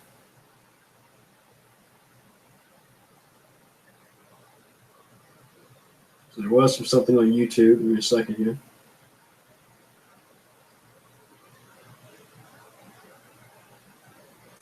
So someone named Domino asked what my opinion is of manga that is in full color. And my opinion is it's awesome. You know, I love full color. I mean, if you can do it, you know, I mean, but you know, when you're creating content, all of it is hard. You know, that's the key thing. All of it is hard when you're making content, guys. Writing the story is hard. Writing a compelling story every week or every 2 weeks or every month is really, really hard. Drawing it is very, very hard. Inking it is very, very hard. You know, making that look good, by the way, is hard. Then you got to do, you know, the dialogue. You got to do lettering and so forth. So if you've got time to then color it as well, that's great. But it's just I don't know if that. But it's not important. I put it like that. It's not important. So you don't have to do that. So that's that's kind of where we are with things on that front. So okay. So we've got a question from Wendy Prado who asks, do you have to be a certain age to submit an entry to Saturday AM for pilot? Do I have to be 18? You don't have to be 18 to submit an entry, but we're not going to turn you into a series if you're under 18. So you have to be at least, I think it's at least 16. And then for us to work on a series, we have to at least be 18 because, you know, if we pay you, you have to be old enough for us to pay you and have taxes and all that stuff kind of take into account. And some people, if they're under a certain age, you know, your parents have to agree for you to do that stuff. So you know, so we just cut it at 18 years old to work with anyone long term. Okay, so let me first of all give thanks to all the people who participated tonight. By the way, everyone who participated tonight will get a free subscription to Saturday AM. Ahmad Ashraf, Elijah Duncan, and Christian Sandino, Jaime Molina. Let me pull it up here actually on my other document because I can't read on Dropbox here. Nico Barton, Wendell Cautilla, Jaime Molina again, Jane Casey, David Harrell, Sultan Fakru, Tian Hating, which I know I'm pronouncing totally wrong. I apologize. Emilio Marchesi, and his writer, Joan, I didn't catch her last name, Jordan Faulkner, Kelani Corbett, Lance Smith, Mark Moore, Miles O'Brien, Sabrini Bonoan, which I'm not sure I'm pronouncing that correctly either, Kiara Reddy, Antoine Wright, and Courtney Weathers. I want to thank all of you guys for participating in this. We are so proud of what Pilot Manga has become. We've got massive viewers tonight. Our traffic is going through the roof. And hopefully we will have turned people on to what we do at Saturday AM. We try to be very transparent. We're very open to diversity. I mean, you know, people who criticize us have said that we're a black company, you know, which is ridiculous. We have white, Asian, Latino. We have people from every corner of the world, from Hungary to South Africa to New Zealand, Australia. I mean, you know, we just want to create a more perfect manga experience that includes everybody. And so we're so proud of the support that we've gotten and the support that you guys are giving us for just participating in this event. Hopefully it's informative for everybody. And again, I want to thank all these creators, all of you guys. I'll be in contact shortly with a free offer code. So a handful of these guys will appear in the magazine. Again, I don't want to say you know, exactly all the entries that will be in the magazine because we're going to review it a bit more. I can say confidently that Mighty Kick and New Hope and Cry for Dying,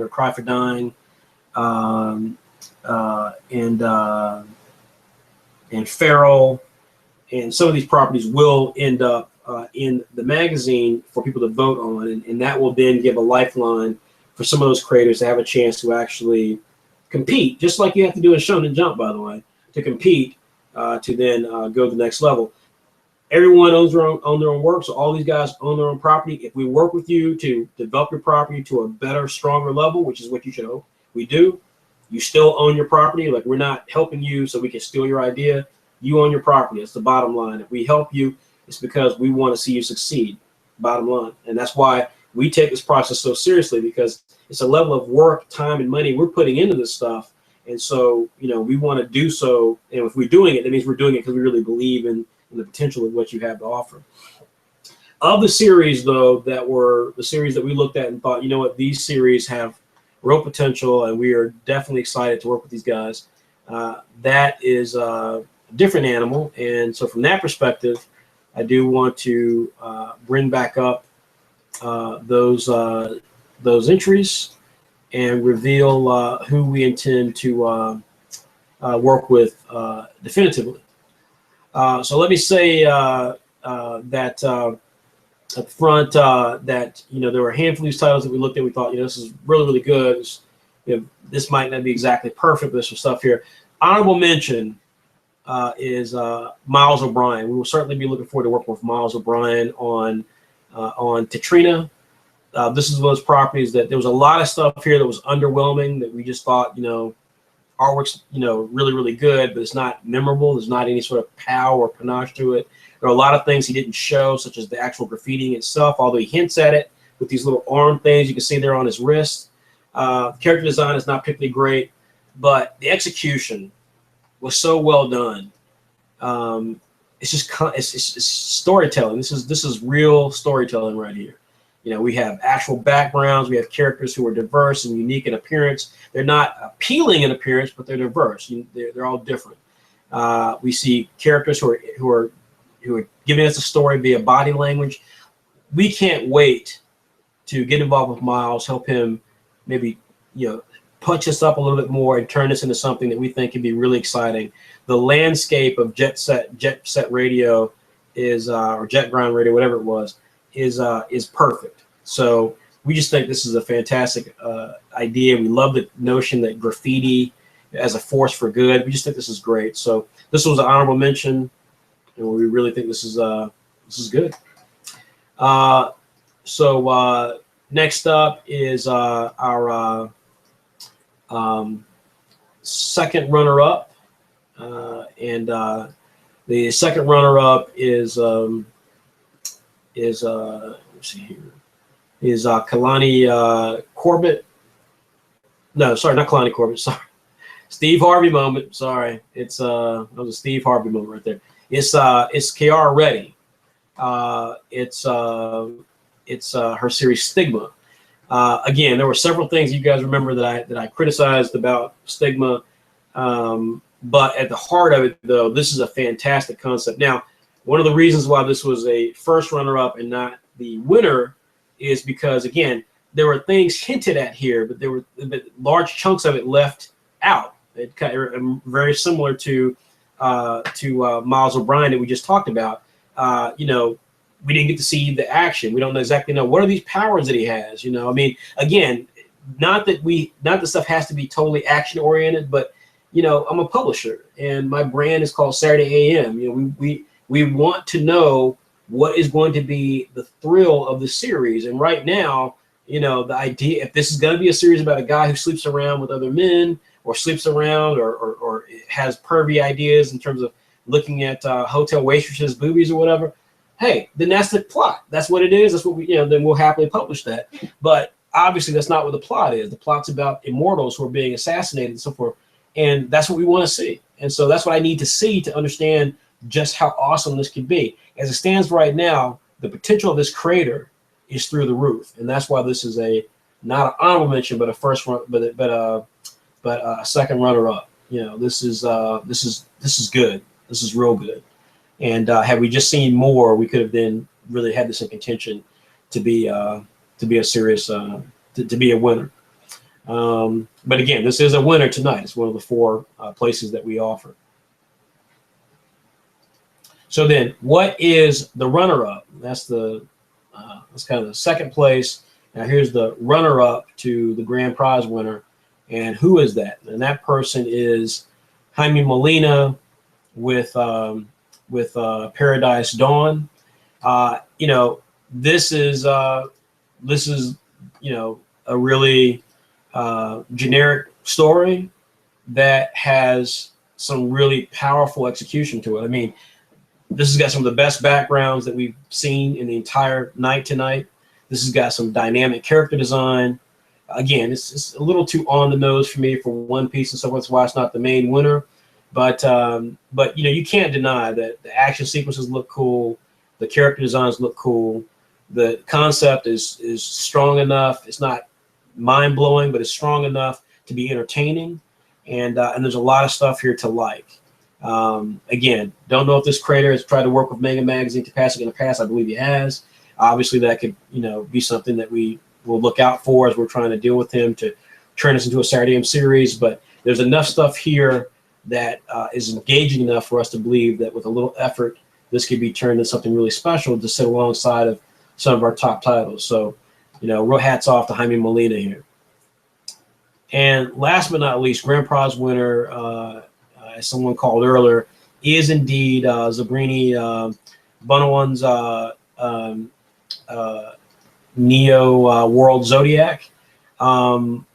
This has a lot of the same problems as Stigma. I mean, this is something where, you know, where the idea is here, but we don't necessarily get to see it in full, although we do get more of it than we got in Stigma. I mean, we do get to see the demons and the devils here with this sequence here. And then, you know, we get to see the main character who's so interesting and so different. And that's honestly what put this over the top. You know, this is a sequence. I mean, this is a character who is so interesting, so visually interesting. And the concept here is strong. It's not perfect. It's got room to grow, just like Stigma. But there's so much here that can be done with this.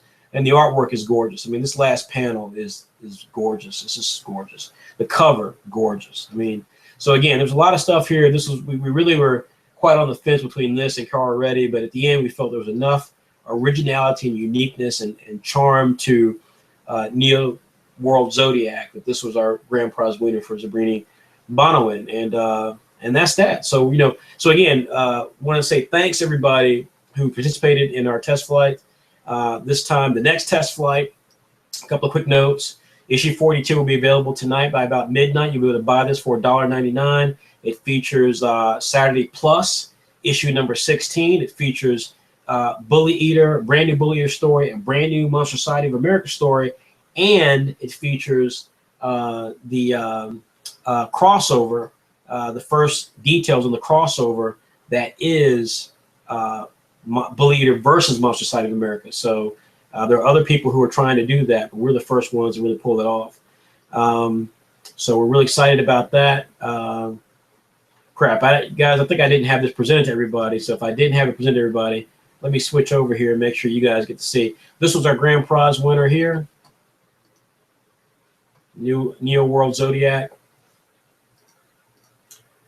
This is our runner-up to the grand prize winner. Paradise Down by Jaime Molina. This is our second place winner. So it's not our first place winner, it's our second place winner. And this was Cara Reddy's Stigma.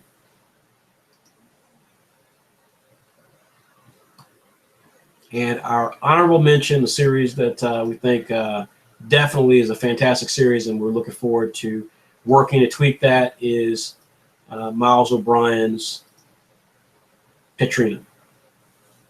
4 series, all very different artistically, all very different in concept.